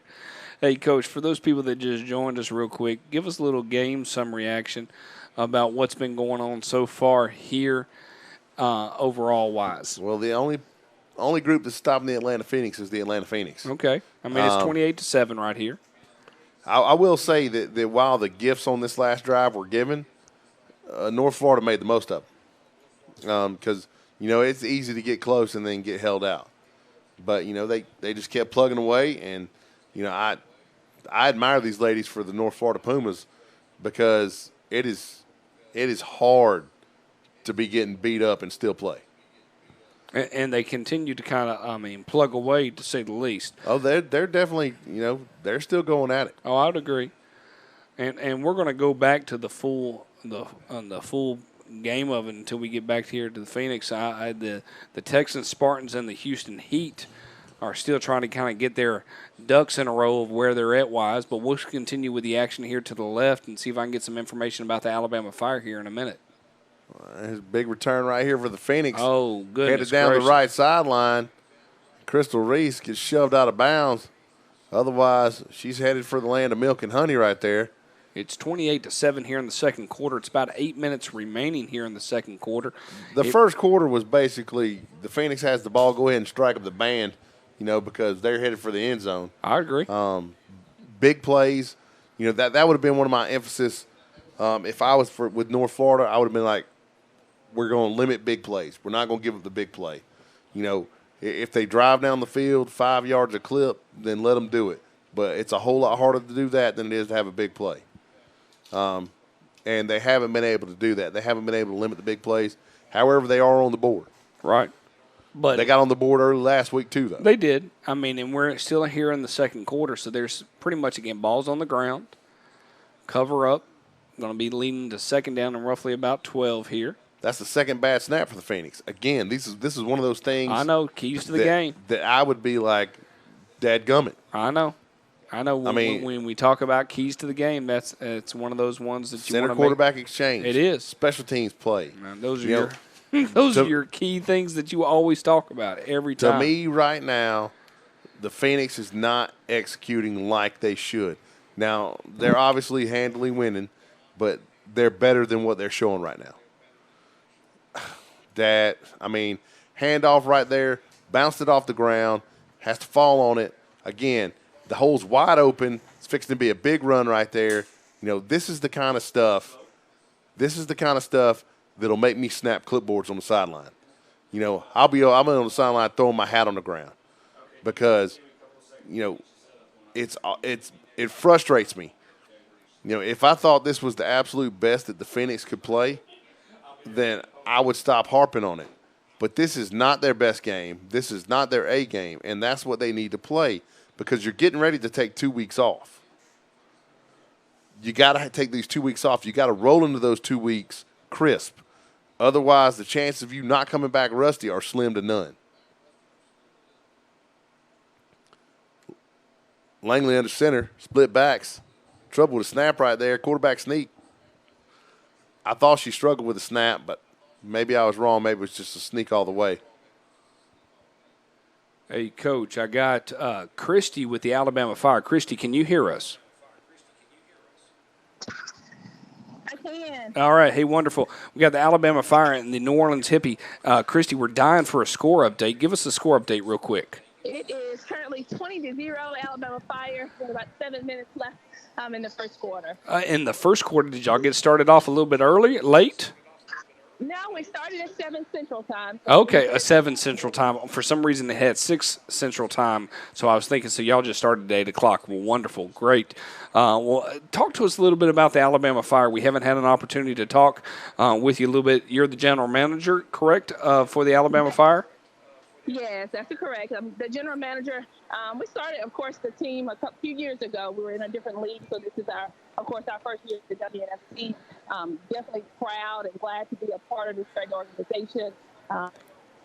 Most of our players came from the flag league. Okay. Most of us still kind of compete, in the flag league. So that's kind of where our foundation, started. Our coach has been a high school coach as well as a college collegiate coach, coaching basketball, but definitely has a love for football. So excited about being a part of the WNFC and having a great season so far. We are hopefully by the end of tonight we'll be 2-1. Yes, you will. Yeah. So you went down to New Orleans. How was that New Orleans experience playing them at their location last week? It was definitely good. It was a long ride, of course. Yes. Did you go out 10? Is that what you went out, or did you go somewhere? Did you go on a different route? We went. Yes, that's the route we did take. That is correct. That's the route we did take. And so having them back to back is definitely different. Usually we have a different team. So having them back to back and having them come to see us today, we're just ready to play. Well, I tell you what, worse things could happen than having a big win and being headed for Bourbon Street afterwards. And I take it y'all didn't spend the night there, correct? You went home? We did. We actually came back. Yes, it was a late night, early morning. I can only imagine that now. See, I think you guys should have stayed for the turtle soup and bananas Foster. I could see that. Now, are you going to be you're on a 2-week bye after this, correct? Yes, that is correct. And then the next time and the next time we'll see you is here in Atlanta heading over to the northeast or the northwest side of Atlanta, taking on the Phoenix. Right now, the Phoenix are ahead of against the North Florida Pumas, 28-7. Y'all are the only two games right now, and then the Spartans, the Texas Spartans, are demolishing the Houston Heat, 28-0. Wow. So, So yes, that's gonna be a tough game. But no. we're definitely looking forward and glad to get these bye weeks so that we can prepare better for May 11th when we take on Atlanta. Okay. Well, we appreciate you tuning in. Any information for the Alabama Fire people out there that are looking to join the Fire? Any information or season tickets? That where's the best place for them to go? Yes, so you can actually just go. I was on our Facebook page, so if they need some additional information, our Facebook page is generally always up to date. Like I said, we're a couple of weeks out, so we won't have another home game until we take on Florida. And so we are definitely looking forward to that. Hope the fans continue to come out and support. So far, we've had a pretty good. So hope the fans continue to come out and support us here. We're on the campus of Southern College, is where our home field is. Well, wonderful. Thank you so much for joining us today. Appreciate you giving us a call. Go Fire, beat those hippies, and I wish you the best of luck and look forward to seeing you here in 3 weeks. All right. Thank you all so much. Have a great evening. All right. Bye-bye. All right. Well, we're coming back right here to the action right here. Since we left you, the Pumas have been marching backwards. I saw Rocky Phillips take a bad snap. She kind of lost a handle on it, was running around, and Karima Champion ran her out of bounds.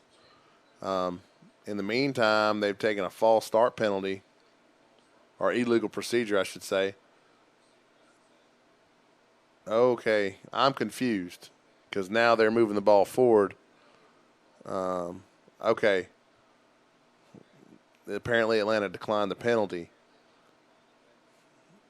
We're just going to take the down.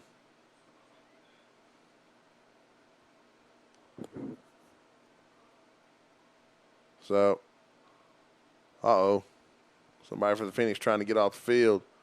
Pumas set the punt. There's a snap. And there's a kick. Got it away. It's a short kick. There it is, cutting back. Oh, ran into her own player. And I'm pretty sure they missed a face mask. I think they just got it. Nice, tough return by Reese. But I'm waiting to see if they're going to call this face mask. I'm pretty sure I saw somebody get her. She was throwing people off, really tough running. This is what I'd love to see the Phoenix do. I know they're trying to work on their pass game. Yeah, they got it. Good. Okay. That's the kind of stuff the Phoenix needs. You know, we need some penalties to go the other way right now. But I'd love to see the Phoenix come out and just play some smash mouth football. You know, I understand trying to work on the passing game, but they are just having such a hard time connecting, even though we've got receivers running wide open.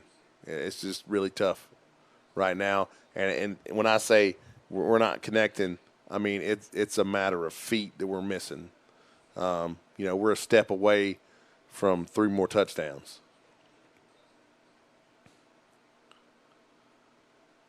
The Phoenix going to come out and line up in the I. Just a plain old right formation. Langley's going to get up under center. Looks like and there it goes, quarterback sneak. And I don't know if that's an automatic call for her or not. Looked like a 3-man line right there for the Pumas. Scuffle over the ball at the end of that play.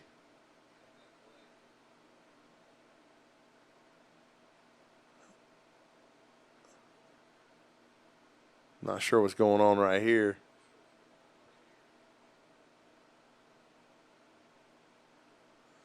Referee's having a conference. I don't know if Langley lost the ball in the pile or not.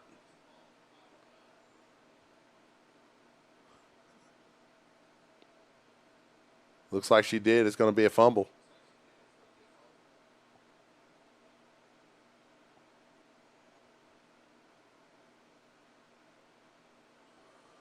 The communication right here is not great.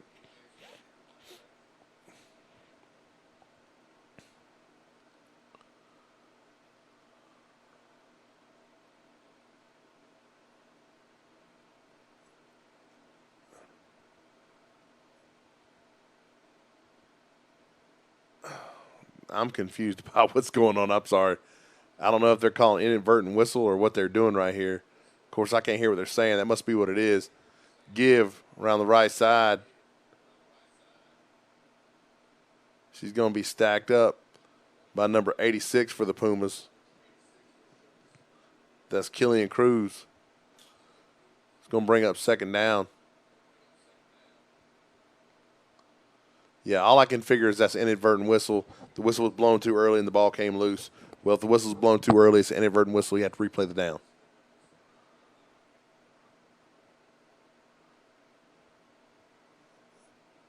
The Phoenix lining up. It's a right formation, I backfield. Lane takes snap. Give on a dive right there to number 42. Dana Green. She'll keep her head up and bounce outside. She's gone.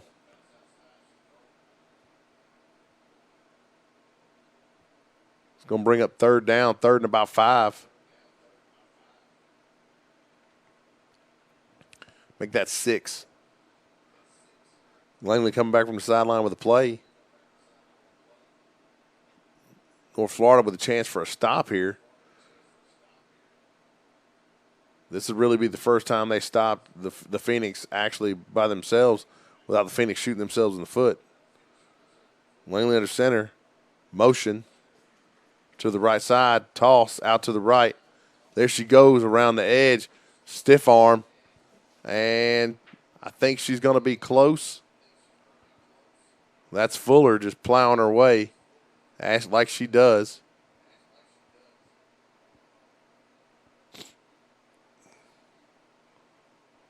Ball spotted at what looks to be the 14-yard line.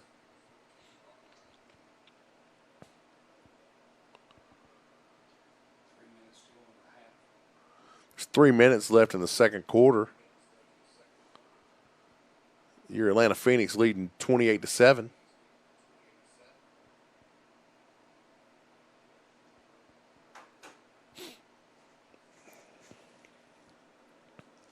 Looks like Williamson's on the kick. This is a good idea. Work on stuff like this.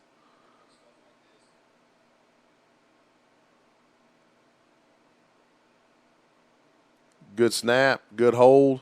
Kick is up, and it looks like it's going to be wide left.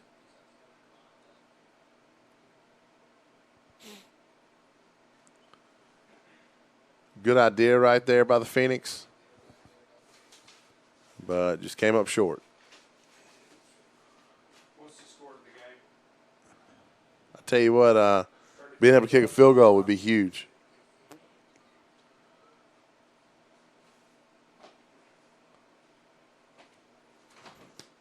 While the Pumas get set to go on offense, just a reminder about our sponsors, Adidas and Rydell. They are the corporate sponsors of the WNFC.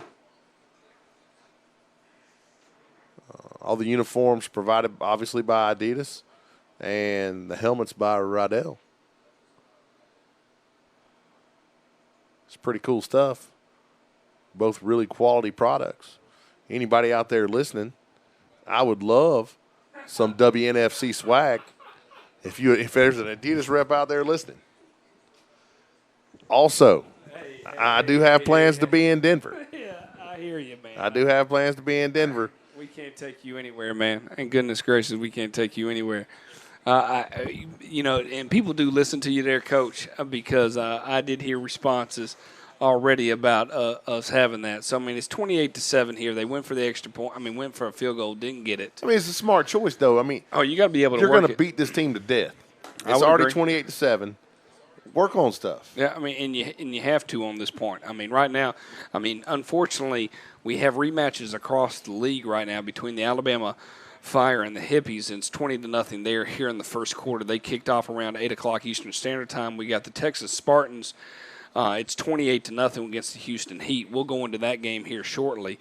I'll give it a little dual action here in just a minute so we can kind of see both of those and see how they're faring.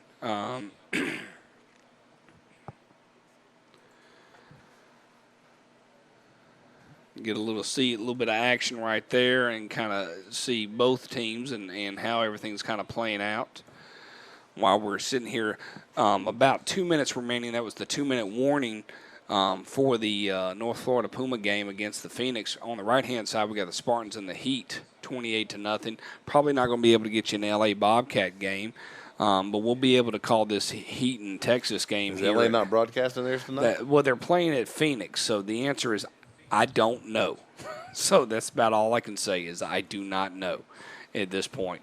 So probably the most interesting thing is I'll give you a third telecast here in just a minute because then you'll be able to see the craziness of you got two teams and props to North Florida.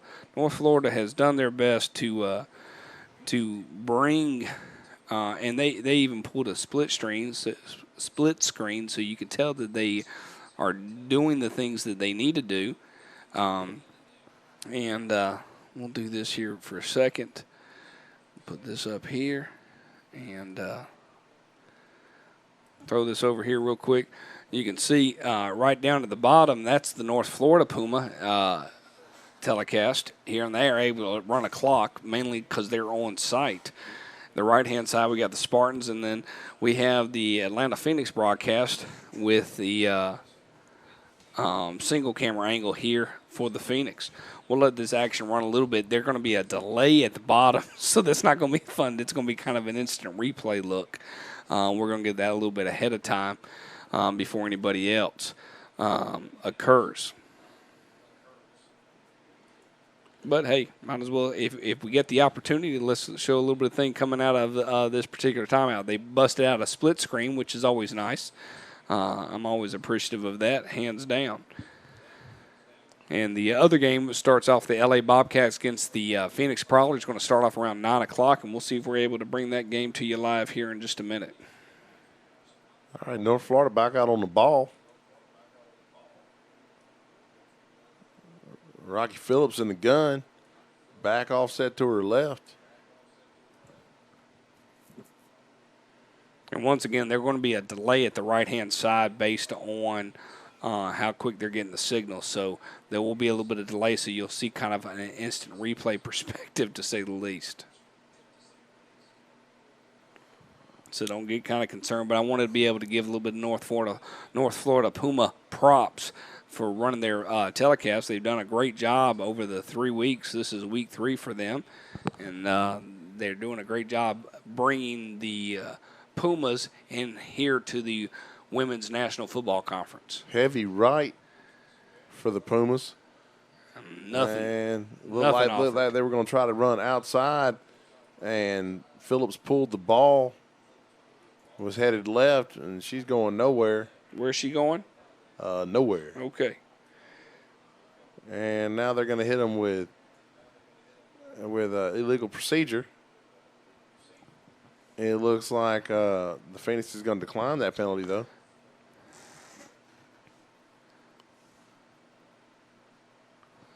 I'm watching all the Twitter feeds come up. What are you thinking? Because you're able to read it because you're on a 70-inch screen here. Any insight right now with that Twitter feed coming up? Oh, I like a lot of the positivity. I mean, yeah. I dig that. So I mean, if you're out there, go to we're hooked into the Women's National Football Conference. Go ahead and give a shout out and hop on their Twitter feed if you're wanting to give a little response here. That would be great. Once again, on the right-hand side, we do have the Texas Spartans and the Heat. Here in just a minute, we will go to our phone lines. If you're interested in partaking in our phone lines, feel free to give us a call and talk a little bit of football with us. We're always about that here, 28-7. Phoenix over the Pumas. Pumas have the ball here, and we got the Spartans game going on as well. Pumas just imploded and just took a delay of game penalty. There's a snap. They were heavy left, and there's another flag.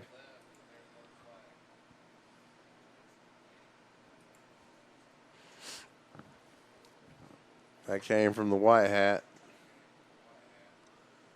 Illegal procedure. You sound a little country when you say that like that, buddy. It came from the white hat. Sorry, man. It's all right, man. I don't hold it against you, man. It's one of those nice things about you, buddy. I always laugh when people say I sound country. I'll introduce you to some of my relatives. Yes, and if you really want to hear country. I sound very cosmopolitan in comparison. I can only imagine that in that sense. Yeah, it's always interesting. Lots of long vowels, like my sister's name, which is odd.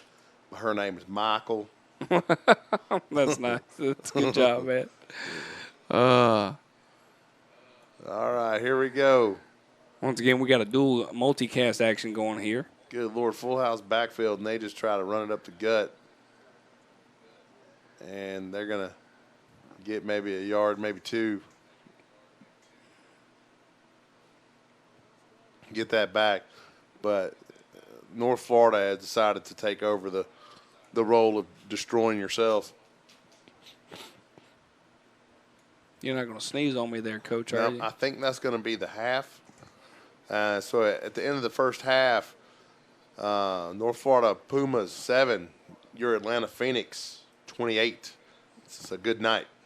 They're going to call a halftime on that, 28-7. We'll head over to the third quarter here of play in just a minute. We will go full screen here for the for the Houston Heat and the Texas Spartans. Go ahead. Texas Elite is fast. I just watched the quarterback drop the ball, hand it off anyway, and still get the edge. That means one of two things. Either the blocking and speed of the Texas Elite is just equated. Or, that's a good word, Coach. I mean, you've been working on that, so that's good. I like that. Or the Houston Heat cannot set the edge on defense, one or the other. So what do you think it is? I mean, the player running the ball just now, she was quick. And they look like they got some hosses up front. That's the thing is if you got earth movers up front, sure does make life easy. Oh, it does. I would agree with you on that part. Because a wise man once told me, they'd rather run the ball. And the reason why is because when you throw the ball, only three things can happen. Two of those are bad. Yes, I would agree with you on that part. It's funny because Craig loves to throw the ball. And, if it were up to me, you'd run it constantly? We'd run the ball every play. All right. The kids joke when he's not at practice that they're like, what are we going to do, Coach? We're going to trap? Because we're no longer a trap team. Right. So it's the end of the first quarter here with the Houston Heat down 35-0 for the Spartans. It's not necessarily as bad as what we're experiencing here with the Atlanta Phoenix and the North Florida Pumas. All three games that have kicked off here are very, I don't want to use the word lopsided, but you can tell that there are separations within the league right now. Yeah, Houston running their paperback defense. Yes. They're definitely doing that on that part. So I'll be interested. Doesn't Valdo's – is it Valdo or Valdo like Waldo? I will say the kicker, Shelby, yeah, that's her father. Okay. Who's doing that. So I was interested to see her kick. Yeah, she drives 5 hours for practice. She lives 5 hours away from where they're set up. That is dedication. And she had nice lift on that ball. Oh, hey, we got somebody from Kentucky calling us. Coach, you ready to get a little phone call action here? We got the call in. Kentucky. Hey, let's see what happens. Hey, how you doing here? We're live here on the WNFC network. Who do we have here? Hey, this is Morgan. I thought I'd call in and talk a little football with you. Morgan, we were glad to have you. I'm Bo. I'm Adam. I'm Bo, and this is Adam over here. I take it you're paying attention to us. We got a little Texas Spartans starting the second quarter. Talk to us a little bit about football with us, Morgan. Go ahead. That Atlanta-North Florida game, I tell you what, there's a lot happening in the trenches from, that's really difficult to play slaughtered by them and then have to come back, the very next week. Well, that's the biggest thing that we mentally keep talking prepared. about, right? Where we're trying to figure out playing the back-to-back games like this. We're seeing this in Alabama and the New Orleans Hippies as well, of what occurred last week and then what's occurring this week. Absolutely. What experience do you have? You played football before? I have, yeah. I'm 11-year veteran offensive lineman, so I tend to focus a little bit more on the trenches, during the game. From what I can see, Atlanta's came out with high energy on the defensive line. Man, number 79, when she gets mad, she gets good. I don't want to get near her. Yes, I would agree. And you're talking to two other individuals that were offensive linemen as well. Right. We played left guard and right tackle or left tackle, Coach? Left tackle. Awesome. Left tackle. So to do that on that part, who did you play for? Oh, I've played for 6 different teams Oh, across wow. the nation. So. Oh, well, that's great. But yeah, I think that they, keep, just like what you guys had said earlier, this is a perfect game for Atlanta to finesse, their game and really be prepared for the future games that they're going to have coming across. That's really going to come down to, staying conditioned and staying focused and staying unemotional in the trenches. They've got great coverage on the DBs. Those picks are that, my gosh, yeah. what are we, 2 or 3 different picks now? The coverage is great. They've got a fire game on that for sure. I would agree. Now, how much have you paid attention to the WNFC since we started? Have you been able to kind of keep in touch with them, or are you just? I'm asking that question. Go ahead. Yeah, no. So actually, that's another role. Actually, the senior manager of administration for NFC. Okay. So I'm pretty heavily involved in the league side too. So I've been following them since the birth this past fall, and it's such an exciting time I think for women's football. Oh, it'll be what the league's doing. We're very interested to see what 2 weeks off of the Phoenix will do.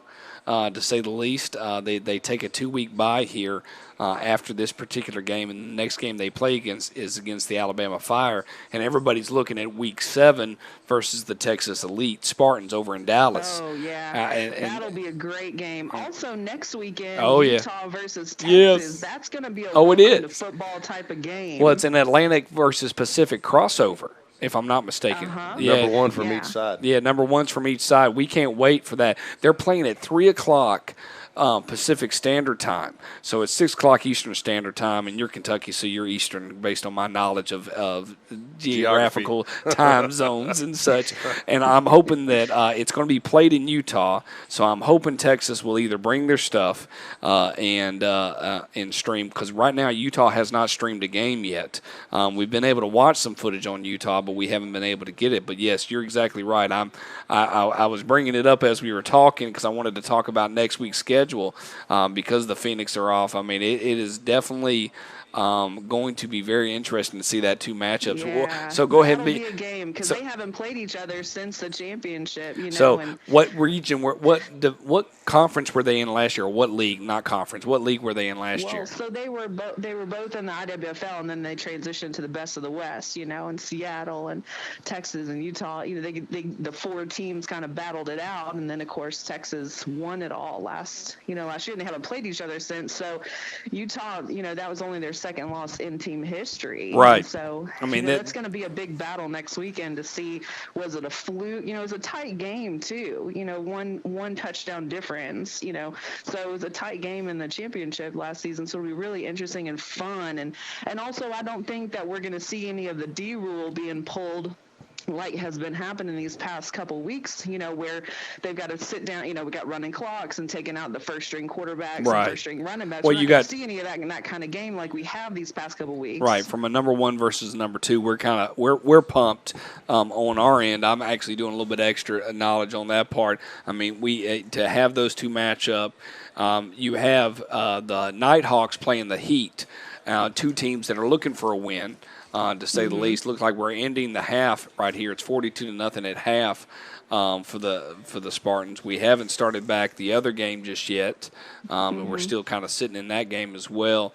Let them go to halftime. We'll hang out real quick and go ahead. When does the Surge play Utah? The Surge. I have to go back and look at the schedule on that part. I was looking for it and I didn't see it because I think based upon what I've read about because this is all these teams are new to me this year. Right, because we were mostly dealing with the WFA. But I really like the Surge and I really like Utah. I like the schemes they're running.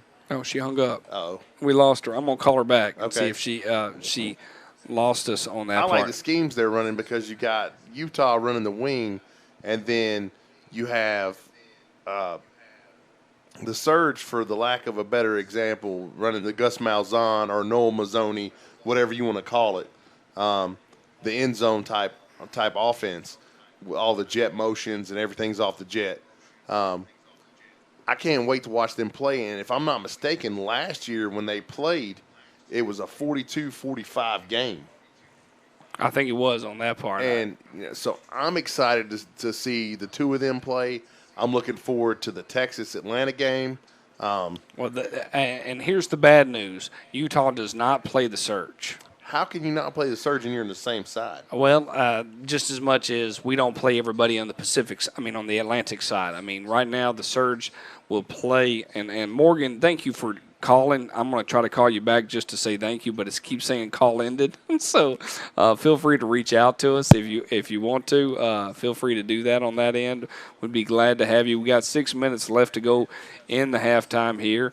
Of both of those games. I'm going to scroll down and kind of give a little bit of a different view of all three, if possible, here.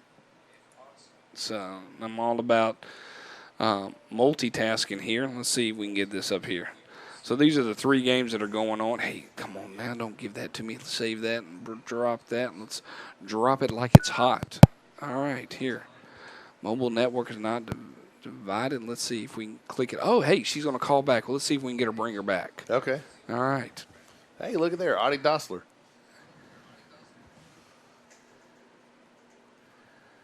Hey, so you said you heard from some people. What got said? What's that? You said people have been listening to things I've been saying. What got said? It's hard to tell at this point. I'm trying to bring Morgan back. At this point, I'd say that we probably can't bring her back, and if she wants to give us a call back, that's great. We appreciate that.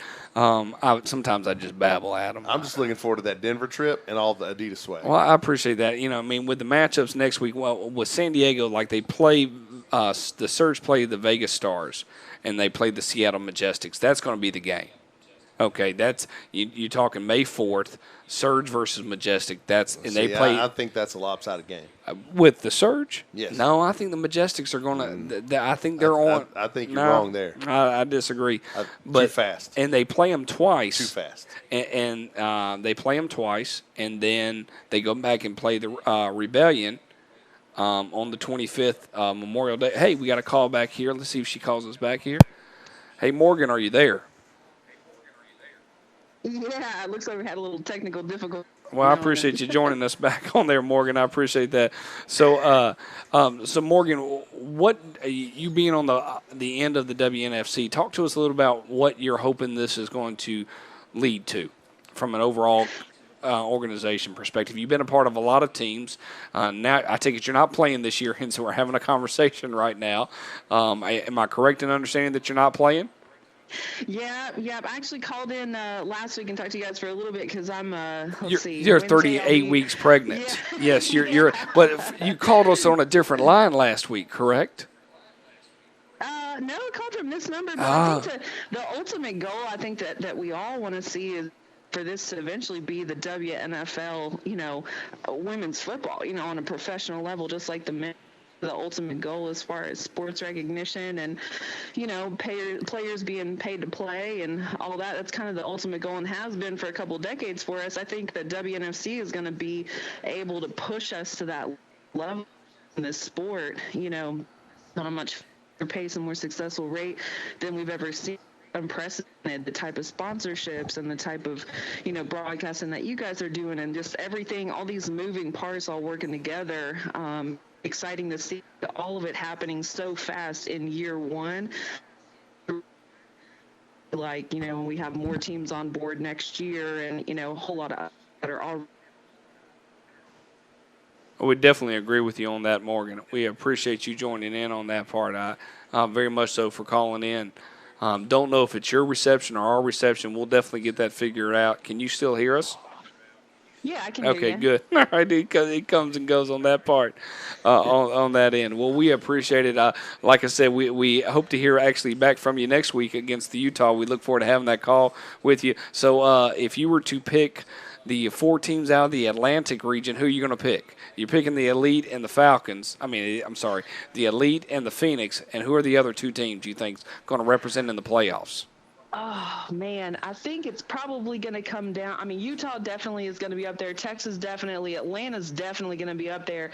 I don't know who that other wild card is going to be. Maybe the Surge? We'll just have to kind of wait and see. It'll be exciting to see who those top teams emerge The to Surge be, is for one of sure. the 4 best teams. There's no doubt about that. And I go with the Majestic. So I think Seattle's got something going on. Majestics are a great team, too. They were one of the 4 best of the West from last year as well. They've got great veterans on that team as well. And I also want to acknowledge, I don't know if you guys have gotten a chance to check this out, but the Spartans are rocking that hashtag Play for Lola. Yeah, we have it up on the screen.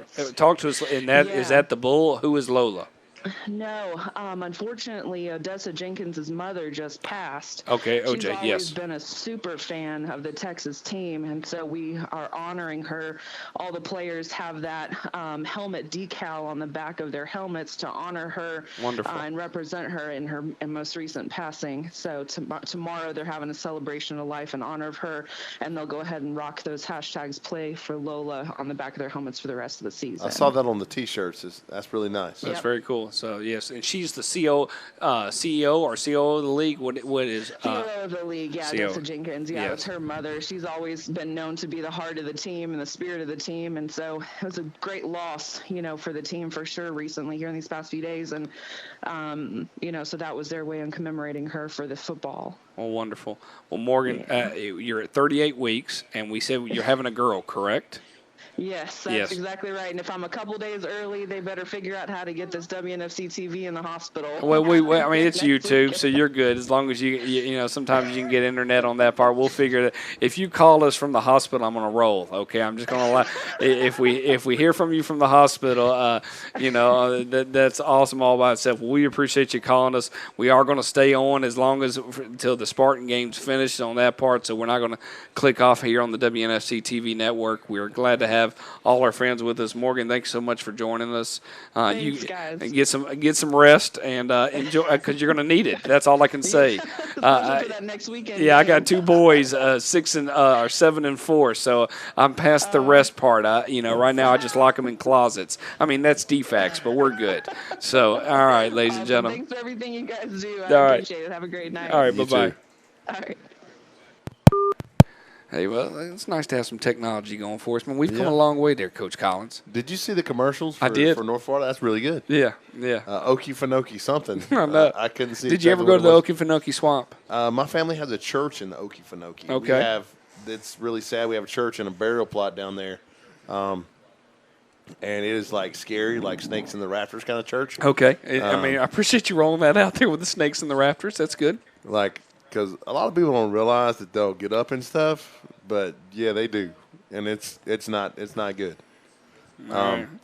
Getting ready for the third quarter here of play. I'm sorry, I'm not interrupting you, man. I'm just laughing when you gave me the snakes and the raptors. I didn't know how to respond to that. I mean, we're not like holding the snakes. It's not like one of those kind of churches. It's not a snake charmers, man. No, it's not. Okay, I didn't know where you were going with that, man. I was just trying to be nice. And once again, if anybody wants to give us a call, feel free to reach out to us. I'm going to throw that up there for everybody. If you're interested, feel free to.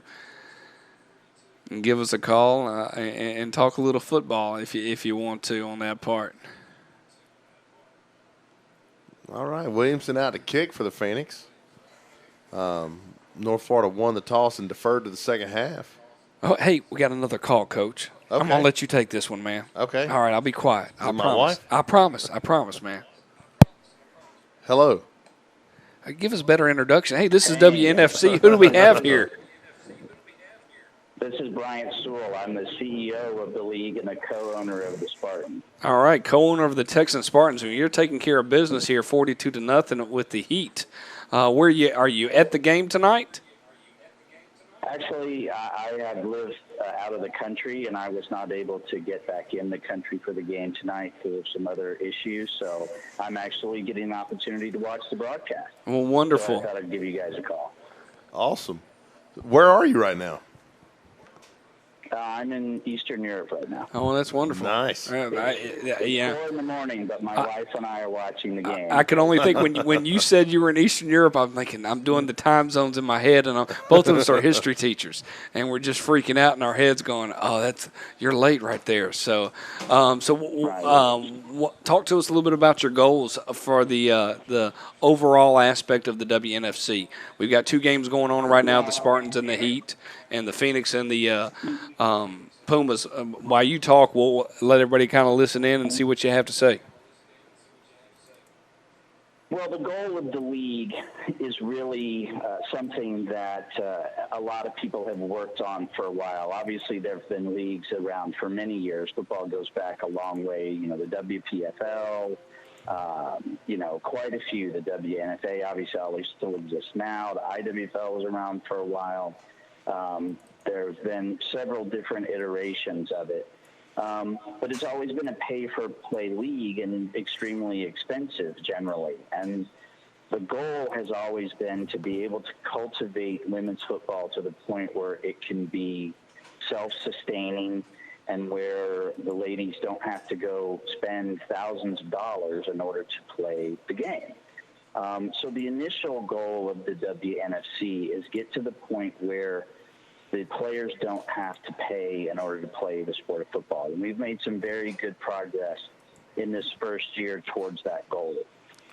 Ultimately, the goal is to get it to a professional status. This league is run on a professional model. So none of the players or teams pay any fee to the league.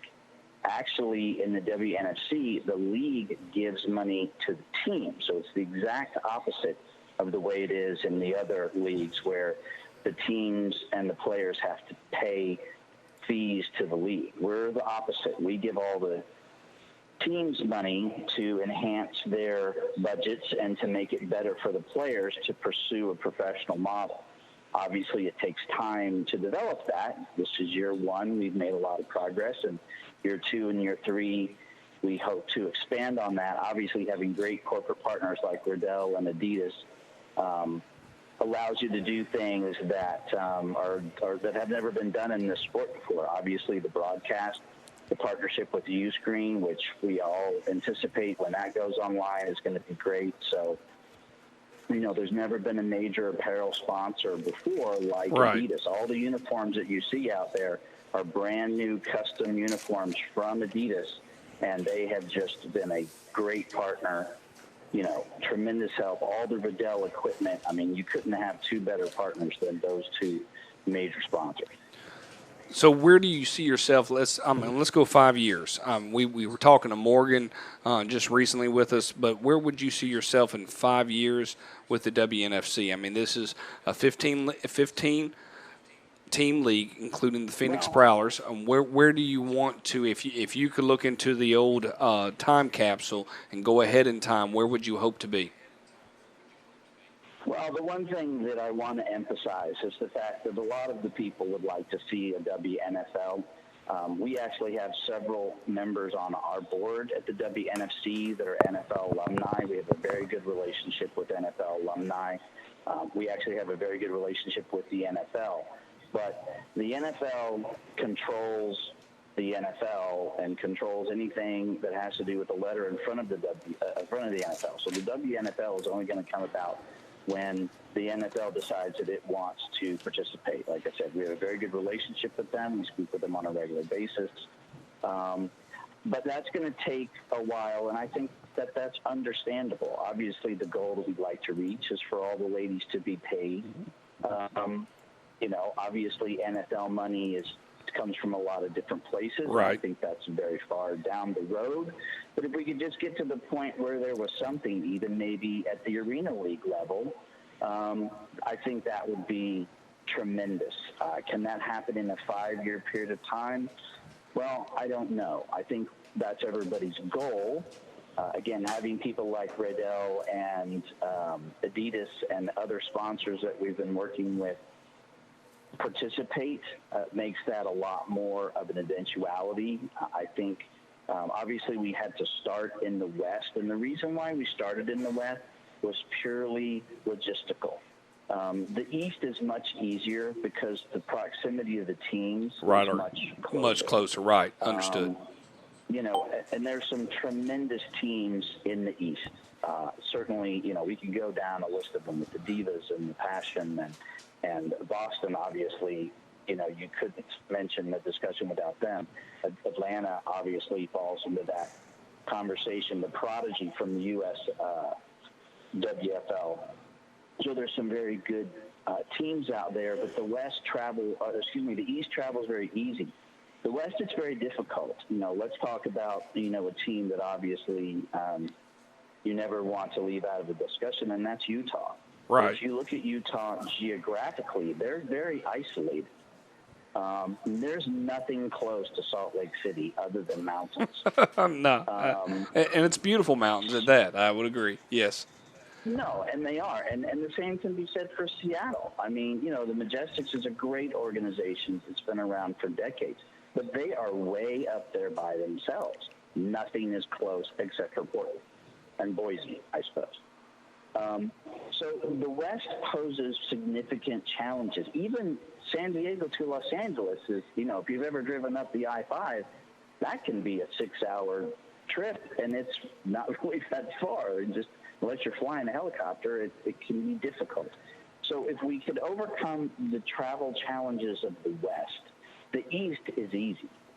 So the plan is to expand next year. Obviously, how big or how little of an expansion that is, I think will depend upon a lot of criteria. But I mean, we will continue to expand. Our model works. Just the fact that we give significant funding to our teams instead of them having to pay a fee of thousands of dollars, obviously you can see where that would make a major difference to teams of this caliber. Right. Yeah, I will say that's one of the things that I've noticed because I watch a lot of these games. A lot of these teams are new to me, especially the West Coast teams. But I have enjoyed watching the teams simply because it's competitive and they're very well coached. Even when you have a team like North Florida who's kind of taking it rough this last 2 weeks, last week against the Phoenix and then with the Phoenix again this week, you can still see that they're being well coached, that they're obviously well prepared. It boils down to, in my opinion, probably a couple of athletes and then some experience. That's really what it boils down to. It looks like that you guys have really gone after quality over quantity. Well, and you remember, the NFL spends a lot of time and a lot of money and a tremendous amount of effort in the competition committee to try to gain parity. Right. And they've been and they have 50-year head start. Yeah, they do. And, agreed. I'm not quite sure that they're there yet. There's always a couple of teams that are better than others, but a lot of the salary cap rules, because look at baseball. The Yankees can outspend everybody, and so they win a lot. Well, the salary cap really evened that out. I'm sure Jerry and a lot of the other owners would, spend anything they could. Right, to have that opportunity to win. Right. Sure. Well, yeah, I mean, George Steinbrenner has turned that into an art form. But the salary cap and a lot of things the NFL done with the draft and, the teams at the bottom draft first. And there's a lot of things can be done to gain that parity. And we're not at that point yet. So you have some teams like the Spartans, like the Falcons, like the Surge you mentioned, like Atlanta, that are, have been around for a while. They're very established. We're at a certain level, and everybody else isn't going to be there. But with the money that the league gives to the teams and with the professional environment that's set, you got to remember many of the coaches, Odessa is one, Jen Welter is another, there are several others, in the league are all NFL interns and coach with NFL staff. So part of the reason why you see the coaching and things at a certain level is because you have that level of experience coming in. If you combine all the coaching experience on the Texas staff, just because I happen to be very familiar with that one. It's well over 100 years. Right. At all different levels, arena, NFL, high school, small college, big college. You know, there's not a whole lot that our staff hasn't seen at some point or another. I think you could say the same thing for the Utah staff. I'm pretty sure you could say that for Scott McCarron up in Seattle. I know you could say it for Atlanta.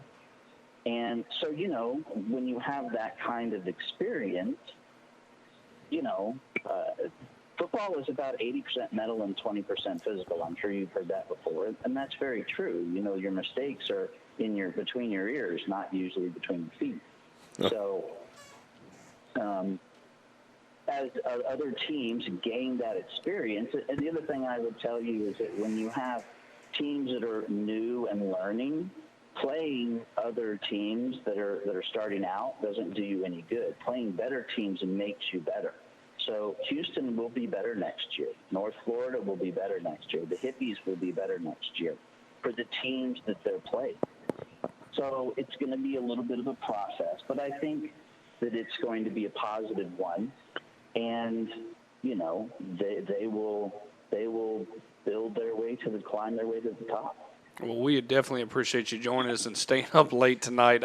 We're still trying to figure out if we're going to get the LA Bobcats to get a hold of us, but we're pretty much stoked about next week between Utah and Texas playing each other. It's always nice to get a 1 versus 2 matchup based on what you were talking about from a parity perspective. So we definitely appreciate you joining in. We tell you to get some sleep. It's 49-0, 35-7, and I think the other game's 23-0. But for you to tune in and watch a little bit of us and give us a call all the way across the ocean, we appreciate it, sir. Thank you so much. Well, absolutely. You guys are doing a great job, and as we smooth out some of the technology that hasn't been done in women's football before, I know that you know, it's going to be even better and a great thing to watch, and I appreciate the effort and time you guys are putting in, and the U-Screen is going to be great, and it's been a lot of fun to watch the broadcast. You guys are doing a great job. Well, thank you. Be safe coming back to the States. Thanks so much. We'll talk with you hopefully next week or the next. Thanks so much.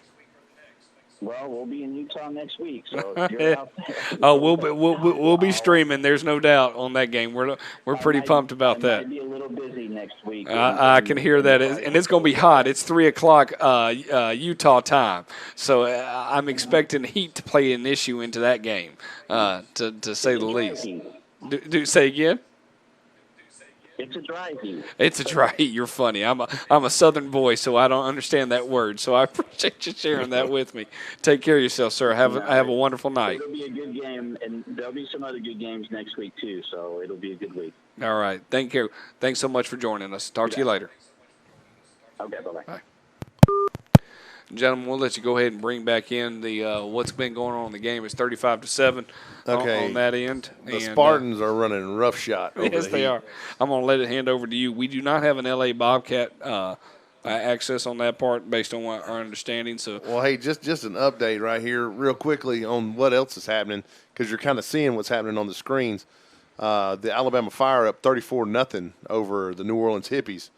And then the Bobcats and the Prowlers still both notched up at 0. You know, I'm watching. I'm kind of watching both games, Coach Chapman. By the way, welcome back. Yeah, I'm here. Great to be back. Can you got me in your ear? I do. You hear me? No. Okay. I do not. I just want to make sure that we're all together here, like one big happy family. Looks like we got a North Florida Puma down. Say something, Coach Chapman.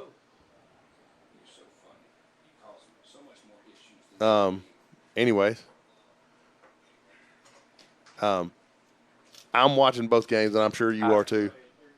I just watched these. There we go. That's what I'm talking about. I like to hear your voice, buddy.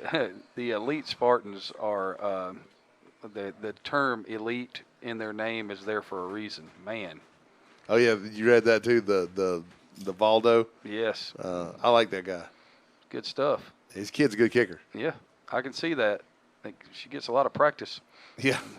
I mean, because when I was watching her, she had good lift and everything on the kick. I mean, it was nice and high. That's one of the things you really struggle with a lot of times is, when you're kicking extra points and short field goals, you really got to get the ball off the ground. And when I came back in here and I saw it said fourth quarter on the Atlanta game and it said 28-7, I was like, what, they did put their offense in their back pocket or what? And then now I see it's the third. So yeah, well, that and Atlanta, Atlanta's. I'm a little disappointed. We're playing kind of sloppy. Yeah, but that's to be expected. I hate to say it that way, but if you look at it, we would look at it from the same aspect. You just dropped 55 on this team last week, and then they're coming to your place, and you're up 28-0 in the first quarter, and you're thinking, okay, that's it, that's a wrap. Mm-hmm. And then, I would assume that, the touchdown drive or however, North Florida scored. It was a touchdown gift. Okay. It was one of those deals where it was like penalty, penalty, penalty, penalty. So it was like a lot of touchdowns we give up late in games. Okay. Right. All right. It was the Covenant touchdown. Right. All right, gotcha. So, just watching Texas play, they're pretty good. If the Phoenix does not play clean against a team like Texas, it will not go well.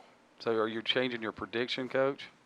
I'm watching, and the thing is, and it's so hard to say when you talk about a team like the Atlanta Phoenix, and you look at it, and I go, okay, because we've both been around football long enough to know that sometimes you play to the level of your opponent, especially when they jumped out on them like they did. It's really easy to let off the gas. Whereas but the difference is I see the Texas Elite Spartans that are head and shoulders above the Houston Heat, and they have just stepped on their throat. Right, they're slamming the door on them. They're driving nails in coffins over here, and that's a skill. Yeah, that's a learned skill. There you go. And the Phoenix is not a super old program. I would like to know the difference in the when both programs were established. I should know when Atlanta was established. Kind of embarrassed that I don't. I'm hoping that our statistician gets back in here, drafting somebody here for the punt team. Again. There we go. Got somebody out there. And the kick is barely away, and the punter goes down. I'm not sure if that was a flop or an actual getting hit. This is a problem, a reoccurring problem for Atlanta, the punt hitting people. Up in the Elite Spartans game, there's a snap and a loss of more yardage. I mean, they've got 6 people on the line of scrimmage, it looks like. And the sideline is deep. And there's a lot of good-looking athletes. And they're into the game. I mean, it's a 49-0 game right here. And they just it looks like they get a turnover on downs, and everybody's up, Well, that's one of the things is a lot of times when you're playing a game and you're really blowing somebody out, you'll have boneheaded stuff like there'll be a sudden change and somebody won't go out. You mean a left guard might be sitting on the sideline talking to a cheerleader? Yeah, because people kind of zone out when the game is obviously at hand. Tall sweep up for Texas. Good play right there. Yeah. Interesting to see it. For Atlanta, they've kind of introduced us to some new backs tonight. I don't remember, I haven't seen as many Atlanta Phoenix games as you have, but I don't remember number 23 carrying the football as much in games. Well, she had a big carry that got called back. Yep. She had a long run that got called back for a hold. And it wasn't like one of those where I go, oh, come on. No, it was a legit hold, like riding a back hold. Yeah, I got to see that one. That was a definite collar and elbow takedown. Yeah, 2. Gordon Soley would have been proud. But Texas, the thing about Texas is they have a clear identity. You can see they've got certain things that they're going to do, and they're just going to keep doing them. The Phoenix did have a really pretty touchdown that we were in the middle of a phone call. It was really nice. I mean, ball was on the money. I'm trying to think of who it was that caught it. I didn't see the number because they're silver, but the uniforms are nice. But it was Yeah, tried to run a play action on that thing, and it looks like the back went the wrong way, and then she just turned around and fired a perfect strike to the back corner of the I mean, it end was zone. perfect. It was. And there was no chance for anybody to get it but the receiver. I mean, it was really nicely done. Getting a little ground action of the elite Spartans out there, up 49-0. Was that the Houston Heat? It is. Counterplay, balls on the ground, things that you don't want to see in a game like that. That's the other thing is we've had probably 3 or 4 fumbles. Really? Between bad snaps or mishandled snaps, I should say. Bad part about that was that play was fixing to go somewhere. There was a huge hole. That's the second bad handoff. I mean, there was a huge hole. And I'm not even sure who to blame that on. You probably know that better than I do. I'm going to say this. It looked like we were getting the loaf of bread handoff right there. Nice play down there. Touchdown for Texas. See you. That's a really nice. That was just a little fake of the dive and an inside release.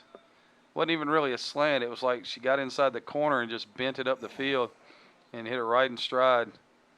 That's just timing, man. That's just things that you do. That was really nice.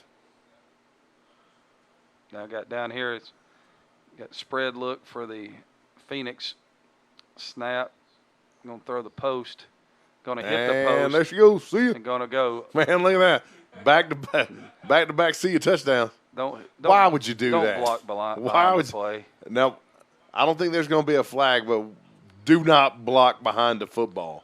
Once again, timing, coach. For the love of all that is holy. Kick is up and good for the Spartans. It's 56-0. Who is it that caught that? Is that Mosley that caught it? I can't see that number. Is that 15? Is that 1-5? Looks like it. That's going to be Brandy Pringle. Whoever caught it was flying. Brandy was a running back a couple years ago. I remember calling her name quite a bit. Well, that was a nice throw and catch right there.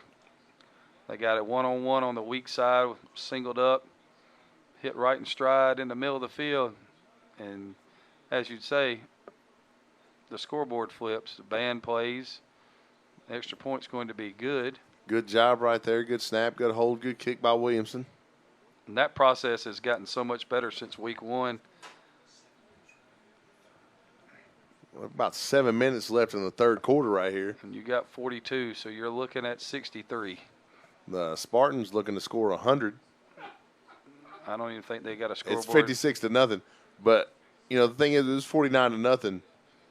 And the Heat loaded the box, so they threw a play-action pass. I mean, I can't really be mad about that, you know, because, you know, there's a lot of talk about, you know, if you're up, you shouldn't throw the ball.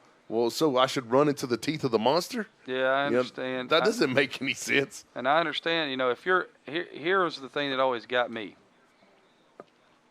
I was fortunate enough to coach at a place where we might have a 50-point lead at halftime. And so when you came out at second half, you could run your offense because you were going to run it with your second string, your JV, your ninth grade. So you could pretty much call the plays the way you were going to call it at the beginning of the game just to see if those young guys could execute it or if your backup players could execute it. Sometimes it ain't always like that, though. Here's the kick from the Phoenix. Tried to drop it in the middle of the field, and they did. They keep giving. Oh, wow. Nice tackle. They've given up the right side a couple times where they've given up the edge. Number 5 right there. That's Crystal Reese. Crystal Reese stopped that from going any further. She's played really well on special teams. That's going to be 1st down and 10 for the North Florida Pumas. She's also the return person for the Phoenix. You don't usually find the return person and a headhunter in the same person. Nope, you do not. I had a weird one like that. I had a wide receiver that played outside wide receiver, who are normally the people that are the least physical on the whole team. That was a headhunter on our kickoff team. And when he was getting recruited, he ended up signing at North Carolina State University. Played wide receiver up there. And one of the coaches' remarks was, I'll recruit him just to play on kickoff team. He's the first guy down every time. Is that one of the Huffmans? That was Jamichael Ramos. Ramos, okay. All right. All right. Option. Nice. Counter option and great defense. I mean, perfect defense. Had somebody on the dive, had somebody on the quarterback, and had somebody scraping to the pitch. That's a 1 yard gain. It'll bring up 2nd and 9. Nice play. Was that number 19, Christina Cooper, on the Looked play? like it.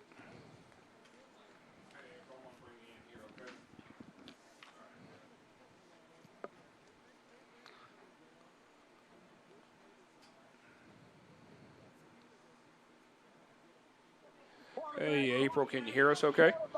I can. All right. Hey, April, I got Adam and Craig here. We've had a couple of good phone calls here today. Talk to us about your first home game here at Pebblebrook. It's nothing short of what I thought it would be. It's extremely exciting. My girls were ready. I mean, initially I thought that we needed to start the season with a home game, but I'm kind of liking that we started it away to get the jitters out before we showed ourselves off to our fans here at home. So the first showing shows that we're clicking on all cylinders, and they look cohesive. They look together. They look like they played together for a long time. But again, my girls have played together for a while. I mean, I retained about 85% of my squad that I have for the past 2 years. So and we look like it. We look like we played together before. So I'm real happy. Well, we're good on that part.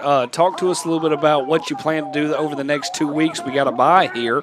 We don't see you until, nearly 3 weeks from now against the Alabama Fire. We did speak to the Alabama Fire tonight, as we've had several different phone calls. Talk to us a little bit about what's going to happen over the next 3 weeks. Well, let me see. What's going to happen over the next few weeks when we have this time off? I'm going to get some sleep. How about that? I'm going to get some sleep. And we've played 3 weeks consistently. None of the teams that we played have taken it light on us. It's just a really hard hit. So within these 3 weeks, they're gonna just take care of their bodies and take a little bit of the time to heal up and just rest their bodies. We're gonna get in the gym and we'll do some weight training in the gym and get our weight up. And but mostly we're gonna get in the classroom and do some learning as well. And I think that we've got a really good physical team, but there's some issues that we have. I think that we could pull together better with some classroom time. So we're going to do some learning. Okay, well, that's good on that part. We're excited about that. Everybody wants to talk about this Utah Falcons versus the Texas Elite. The Texas Elite game looks like it has just ended, 56-0. The Heat has said, hey, we've had enough. They've actually ended before you all. So we're on a soul game. The LA Bobcats were not able to get a game against the Prowlers, meaning televised. I know that game's going on, and the Fire were able to take care of the Hippies. So playing both teams here, do we expect to get a full third quarter? We're 4 minutes remaining here in the third quarter. Do we feel like we're going to get a full game here with the Phoenix? Phoenix versus the Pumas. I think that we're going to get a full third quarter. I think we're going to get a full game. They were able to make some adjustments, I believe, in the second quarter where we didn't score. So this is a team that, despite the score being 42-7, they have made some stops against us. And so I don't know. Me being a lover of women's football altogether, I like the progress that I've seen with the North Florida Pumas, and I like that we've been able to be stopped. It's just really good for football, women's football, that we have some competition that's able to stop us. Maybe I'm being a little bit too, nice, but if I'm thinking about the progress and if I'm thinking about the advancement of the entire league, we want to see teams that are able to stop us at some point. We don't want this to be like a UConn basketball kind of thing. So, we're going to see a full game, and we're going to see North Florida grow and develop and become better as a result of them having played in this game and at this level of competitiveness. Well, we appreciate you joining us. We enjoy being able to bring the WNFC to life here on this wonderful channel here. with the Atlanta Phoenix and the North Florida Pumas. We had some 2 good games we were able to bring to the group. We've had some good viewership. We've had some great phone calls. Had the CEO, if I'm not mistaken, was the CEO, Adam? Yes. It was the CEO. He was over in Eastern Europe. He gave us a call. It was 4 o'clock in the morning, but he still wanted to chime in, so that was nice. And had the Alabama Fire general manager call in. So, April, we appreciate everything that you're doing for the Women's National Football Conference, and we look forward to seeing y'all take on the Alabama Fire here against here in 3 weeks at Pebblebrook. Anything your fans should know? Come out. How much do the tickets cost? Yeah, sure. Our games at home. If they know a player, ask the player. The tickets for players are $10. If they show up to the gate, it's $12. But we have an amazing online system, and we did a lot of online sales and a lot of online push. So we like to see them get their tickets early so that they can come right in without standing in line. That's really the fastest way to get the tickets. But again, if they can support a player by getting the ticket from a player, that would be awesome. And I want to say a big thank you to our sponsor for today's game, Dream Medical, and he's gracious enough. He came out today and is paying for a ticket, paying for a plane ticket for our players to make the trip to Dallas. And so we have phenomenal sponsors that do great things like that for us, and that's what makes it possible for us to bring something like this to Atlanta. Well, we look forward to seeing that game here in a couple of weeks against the Texas Elite. You take care of yourself. We'll talk with you soon. Go Phoenix. Go WNFC. Everybody take care. Have a wonderful Easter. Thanks so much for joining us. We'll see what happens. They've been sitting there having a conference for a little bit, so we're wondering what the outcome is. So thanks so much, and we'll be in touch with you, okay? Thanks. All right, April. Bye-bye. What's going on, gentlemen? My guess, it looked like the coaches were kind of jawing at each other a little bit. I could feel that a little bit. I think this is about done. You either call the dogs off or we're headed for the house. That's what it looks like to me. I mean, I'm spitballing here. It's hard to tell. And what's neat is, and I don't want to go back, but I would love to know that they had a wonderful meeting down here with the two here. I'll throw this up here, and of course they just paused it, and I'll roll it back here. They brought the camera on site. Both teams, the Heat and the Elite Spartans, got together to kind of have a little pep rally. Hey, great camaraderie. And I can feel like that between North Florida and the Phoenix, there is no love lost. Would you agree? I don't think so. Yeah, I think there's just from looking at that meeting, there was some feelings that have been hurt. That's a good thought process, man. I appreciate you even saying it like that. Yeah, I think she's far more confident in a full game than I am. Yeah, what I was hoping is that April would be in the middle of a conversation and then they'd have called the game in the middle of that. Oh, one hopper right there. Yeah, and there she goes. Roll out to the left. You gotta get rid of that ball. Yeah. Well, I don't know what the conversation was about, but I know we were in the shotgun 8 yards deep, and the snap went 6 yards. So the fact that we just got on the ball was a good thing right there. Yeah, I like the snaps when they're one hopper. So we definitely have some good games next week. The Phoenix are off for 2, but that doesn't mean WNFC TV Live will not be in full effect. We'll be bringing you some coast-to-coast action, talking about a recap of the first 3 weeks, giving some highlights, telling you what's going on in the world, hopefully being able to answer some of your phone calls, throwing out some tweets as well. It's always nice to have a little Twitter action going on and seeing what's going on in the world. So it's always interesting to see.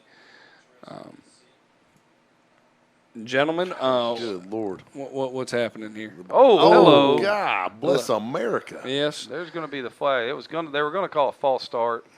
And they held off a little bit from that. The ball got bowled back there. Yes, they did. And then somebody decided to take out all the frustration from the last 2 weeks and destroy the quarterback. And I can already hear. I didn't hear the whistle. Yeah. So I have a question. I'm listening. All right, because I just got in here. the San Diego Surge, have they had back-to-back off weeks Yes, after playing one game? Yes, everybody has two buys, and a lot of times it is back-to-back. So they played one game and had back-to-back off weeks. Right. I mean, and that's the first thing we've kind of talked about. I even brought that up with April. Alabama Fire's on a two-game bye. So is the Phoenix. The Surge will be coming out of that bye this next week. That's rough. Well, that could either be really good or really bad. Yep. You would hate, the fact that they look so good, so fluid on offense, then you take back-to-back weeks off. Oh, I agree. That growth between game 1 and game 2 is going to start between game 2 and game 3 now. Right in the middle again. Mostly. Touchdown. Quick pick 6 right there. Is that number 8 or number 6? I think it's number 6, Mosley. Man, that was nice again. Nice again, throwing the silver catch. numbers, though, especially under the lights, man. Yeah. Like, but, I mean, this is something we didn't see last year a lot out of the Phoenix. The being able to push the ball down the field consistently. And they've done a great job just in the last 2 possessions. They attacked the seams quite a bit this evening. I had people running wide open, just couldn't connect. That's an interesting thing to think about. You're going to get a lot of teams that are going to be very cognizant of their ability to run the football. Good job right there. Kick is good. By Williamson. And like I said, since week 1 to now, that process has become, nearly automatic because early on in the season, that was a troublesome thing. Of course, the weather could have been a big factor in that, I too. definitely think with that rain that came in Alabama, and then we didn't know necessarily what was happening with the North Florida game as well. So, but it looks solid tonight. And 49-7 looks solid, too. Looks like they'll go to 3-0 on the season rather easily. Well, and they're sitting at number 4, and they're not. The irony is that they're not able to trump the San Diego Surge, who's sitting at number 3. To me, I am looking forward to the Elite in the Utah game. I'm going to go over the extra mile here, and hopefully we'll be able to get some of that game. I've got to work with my filmer out there in Elite and see what we can do to do that. Unfortunately, I was hoping that the LA Bobcats were able to give us something on the Prowlers, but it does not look like that's the case tonight. That they're not going to be able to scroll that game and give us any information of what's going on. Prowlers may not have wanted that game scrolled. Well, I mean, they're a brand new league. That was their first game. So and they actually take 2 weeks off as it is. A week off after that. They're kind of in the midst of forming their own league. So to me, it's hats off to them trying to get things started on their end to see what's occurring from the Phoenix perspective, which is awesome. I mean, to say the least. I'm never one person to kind of look and say, hey, they don't got a chance, but it's nice to see that. And they are kind of testing the signal to see if they can run the game. And it looks like y'all keep talking, and I'll see if I can get the game up. Looks like we might have a game here. All right, good deal. All right, here comes North Florida out here to try to stop the bleeding. There's a snap. Quarterback rolls to her right. Not going to roll very far. Is going to be sacked. Brought down by J-Rock. That was number 8, Santina Bryant at quarterback. She's going to lose about 6. It's going to bring up 2nd down and 16. She's typically a runner. And Although I guess so is Rocky Phillips. She runs quite a bit as well. It's going to take us to the 4th quarter. I've been kind of hard on the Phoenix this evening, and again, I feel like I've watched enough of these games with these ladies playing to know what they're capable of, and when they don't come in with that, it frustrates me. Just because, it's just little things. The thing is I'm in agreement with April that they play well together. They are definitely a team. There's no question about that. But it's little things. Bad snaps, a bad handoff, a personal foul, pre-snap penalties. Those kind of things, those get me. Well, what little I've seen of the Elite Spartans, you do that in that game, it ain't going to end well. Well, and like we talked about, it's so easy. You just beat the same group to death. And now you got to play them again. It's hard it's hard to take that serious. Yep. And so. And you're starting the fourth quarter, and that's your second. You had a sack. Now you got a tackle for a loss. And they're sitting at third down and about 17 it's 49-7. It's 49-7. You know, you're going to get the football back. And you're going to score again. You're going to score again. And everybody's going to feel good, and then you're going to take 2 weeks off. And that 2 weeks off, you're hoping in that 2 weeks off that you're getting better, and you're not thinking about the 2 teams you just beat to death in 3 weeks. Know what I'm saying? Yeah.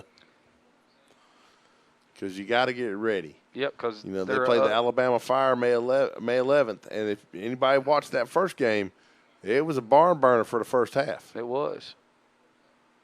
But I will say that ball got hit. I thought they were throwing a screen the way the pressure came. I really thought that they had just released. Well, the 2-3 techniques right there just destroyed the guards.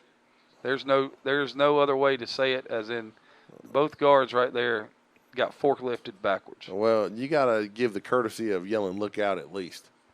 Turn around, yell, "Run for your life!" Or that's the same courtesy I'm giving tomorrow when I hit the food at my mom's house. I'm gonna yell, "Look out!" and tell everybody to get out of the way, because there's gonna be ham and chicken and all kind of stuff. Yeah, we're going non-traditional. We're going steaks tomorrow. There you go. And North Florida's out to punt, and they get it off. They have a hide punt. They had the punter in between the 2 up backs. And the ball kind of rolls out of bounds before Reese can get to it. Did you see there's somebody waiting on the center. And after she snapped the ball, when she got her head up and took about 3 steps, she just got pile-drived. That's a wise decision. A lot of times the center runs free down the field. There's somebody sitting right there playing Red Rover waiting on the center. And when she came over, it was not a nice thing. So that'll bring up 1st and 10 for the Phoenix at the 42. And the clock is going to run. It appears that the running clock has been instituted right here. Well, I would certainly think so. I'm surprised it wasn't running in third period. I think it was in Texas. I think so as well. Yeah, that game ended really, really rapidly, because it went from 49-0 to 56-0 to the end of the game. Because if it had been regular time, that might be 137-0. Who's that in the backfield? Who's that at tailback? I don't know. I can't see the number. Is that Wheeler? Langley under center. Give her on the right side. No. What was that? 40. Is that 43? 40. Number 40. Number 40. It's not on my roster. We might need to update with the white jersey roster. I think maybe we're missing a couple folks. Probably so. The international woman of mystery run the ball right there. It's really nice taking all the phone calls tonight and talking to all those people, because I do admire this, simply because I watch a lot of things that are not on this same level. Yes. And not just, I'm not talking about athletically. I'm talking about organizationally. I'm talking about, preparation. I'm talking about all those things, because when I think about coaching, those are things that are really, really important. Simply because, you can have great. We've played teams before where they were much better than we were, and they lost. Yeah. Because they weren't prepared. Or they prepared for something that we didn't do anymore. Or they prepared the wrong way, or they didn't prepare as well as we did, or whatever you want to say. Mm-hmm. But the preparation of the teams in the WNFC, I mean, when you think about that, you've got, probably 7, maybe 8 really good teams. That's impressive. Tall sweep. Yeah, here it comes. And there it goes. Yeah, in a hurry. Downhill. Cut back. Nope, that ain't happening. Gone. Yeah. Number 57 acts like she wants to. Oh, there you go. That's a good job. That was nice right there. Did you see him turn out the end right there? lead up on the linebacker and just get straight downhill on the toss. Great run right there by Shadella Reese, tackled by the end zone. Shadella Reese just made Larry Mortensen proud because that's the way he taught the toss. Downhill. That was impressive right there. She did. She saw the same and she took it. And that was 3rd down and long, okay? Let's just go ahead and put that. That was not 3rd down and 3. That was 3rd down and 13. And that was a toss sweep that just went 60-plus on 3rd and 13 with a bullet in a hurry. There's a good snap, good holes, up and through. Hammered, too. Yeah. It's funny, I sitting out there looking, it's April the 20th, and everybody's got gloves and stuff on. I was making a comment earlier, the coaches, one of them had on like a ski mask. I was like, that's a bit extreme. You know, It's not that cold. Although I did wear a sweatshirt today, which is not something I normally do. I cut the grass outside today in a hoodie. Yeah, and I did cut the grass in the rain. Not something you – see, you're a better man than I am. Well, I had to because I found, like, people in my grass. They were like, we got lost walking through your yard. Couldn't find our way out. So. Yeah, I cut mine the other day after I got home from school. So 3 plays, 56 to 7. I mean, a bolt to the end zone.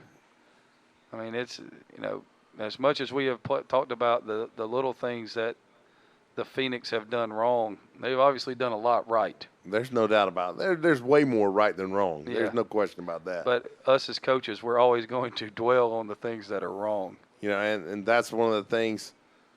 Nice kick right there. She's just going to drop it in. Nice job of staying outside over here. And she's now trying to find coverage. the edge. And that was great I guess coverage. they're going to call a face mask. Either that or a horse collar. But, you know, as a coach, I can remember kids saying to me, you know, you're never happy. We beat somebody 41-7, and you're still not happy. And my point was there was things we needed to improve on. You know, and I am very sparing with my praise anyway. My wife tells me I have to work on that, especially with my children. But that's just one of those things, like, you know, as well as they played tonight, if I was coaching the Phoenix team, all I would be able to think about is the mishandled balls and the penalties. That's all that would be running through my mind, and I would absolutely blast them on Sunday afternoon. And I think they did call a horse collar, although that, you know, motion by the referee looked like he said it was personal foul slashing. So slashing penalty. Sorry, in the arena game today that I had, I'm pretty sure somebody got boarded. It looked like a hockey play. Guy just hip checked a dude over the board. That's awesome. It was hilarious. First and 10 right here. Just right formation, gun. There's a snap. Quarterback drops, slings it out. And I thought that one was going to get picked off right there. There's a sign of sportsmanship right there. Yeah, that's always good to see. Because, you know, at this point, it could get pretty chippy. There is one thing that North Florida has done tonight. Last week they were running that play, and they were sliding the line all the way to the right, and the back was going all the way to the right, and nobody was blocking the backside defensive end. And we made the comment several times on the broadcast that, you know, if you didn't get the ball off in time, that it was going to hurt.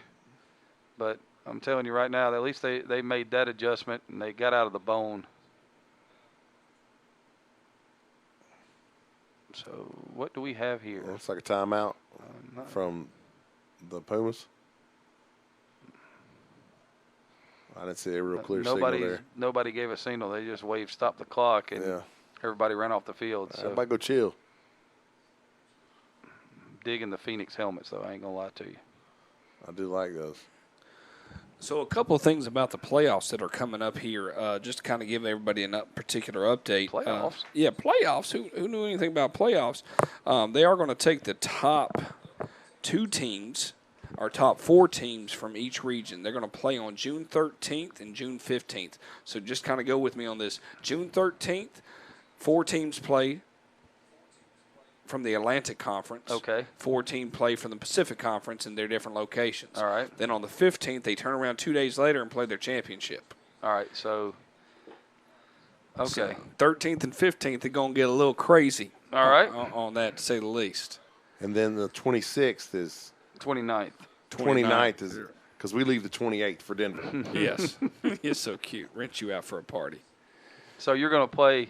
So it's conceivable that Atlanta could play 13th and the 15th. Alabama for just throwing a team out there. They could play Alabama on the 13th and turn around and play Texas on the 15th. Yes. Wow. So, yeah. That brings a whole new meaning to the words advanced scouting. Right. I mean, to kind of have an idea of what you're getting yourself into. I mean, the one that I want to see is the Pacific side. Yeah, that's brutal. Because I actually think right now nobody's, when you look at the Atlantic Conference and you throw up, you realistically see the Texans and Atlanta meeting in the championship at this point. I'm not trying to say anything from Florida or Alabama. No, but you got to call it like you see it. Right. I mean, based on what we've seen up to this point, as long as everybody stays healthy. But that other side, goodness gracious. I mean, you got Utah. You and I argue about that because you got Utah. I mean, I think Utah and the Surge are the two best teams on that side. He says Seattle. I like Seattle, and Seattle plays a different style. They're a little bit more. And I wouldn't put anything past the Nighthawks, man. I just, that whole group just seems like a different bird over there. See, I think somebody's going to catch the raw end of that deal, though. I think the four best teams on that side are Utah, the Surge, the Rebellion, and Seattle. Oh, I could see Utah and L.A. playing themselves in that I first know game on the 13th. I know the L.A. beat the Rebellion. I still think the Rebellion's a better football team. Okay, but even if you say that, I mean, we're looking this. They look like they might be. Are they done? Are they throwing the ball up in the air here and shaking hands? I think so. Yes. Okay. Well. Yep, that's it. They have thrown out the white flag and said, "Hey, we've had enough." With 3 minutes to go in the fourth quarter, with a running clock here in the fourth, they've said they've had enough in that direction. They didn't want to punt again. No, they didn't. But in many ways, it's 10 o'clock. We're still waiting for was hoping we could get something on the LA Bobcats. Not at this point. So I was hoping to get a little bit of update on the Phoenix Prowlers. They looked like they were going to stream, and then they went dead, meaning that they had some information, but it didn't come across. So it was one of those, okay, well, we couldn't do that, so that is A-okay in that direction. So, but gentlemen, I appreciate everything that y'all do here for the Score 58 Network. This is a final here. The Atlanta Phoenix over the North Florida Pumas, 56-7, increasing their record to 3-0, dropping the Pumas to 1-2. Looks like the Alabama Fire improved to 2-1, so we have a 2-1 versus a 3-0 team matchup, which was a good first half in Alabama. I mean, it was 6-0 at the first half, and then things kind of got back into motion. And if we're being honest, that first half was dominated by Alabama until the last 4 minutes. Right, and it took a little bit of time. So now you're taking 2 weeks off, so it could be an interesting game. You talk about Alabama's got a lot to play for. They can come up and get a victory here. They can drop them down. I mean, it's definitely a different thing. Looking for that 1, 2, and 3, and 4. Yeah, seed. you don't want to have to play Texas in the first round. No, you got to be the 2 seed. I mean, bottom line is in that sense. I mean, I'm very curious to see how the Texas matchup occurs, but I try not to look ahead in many ways. So we appreciate everybody tuning in here tonight. Thank you for the phone calls and looking after us on that end.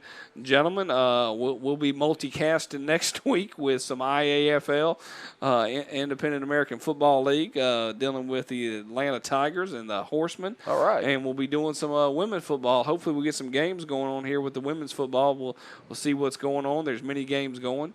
I'm Bowman Mike with Adam and Craig. Gentlemen, happy Easter. Hope you have a wonderful time with your families tomorrow. And don't eat too much to get yourself into a coma to do that on that part. And everybody else out in the big wide world, y'all take care of yourselves. I'm Bowman Michael with Score 58 Network. Thanks for joining us here tonight on the WNFC TV Live.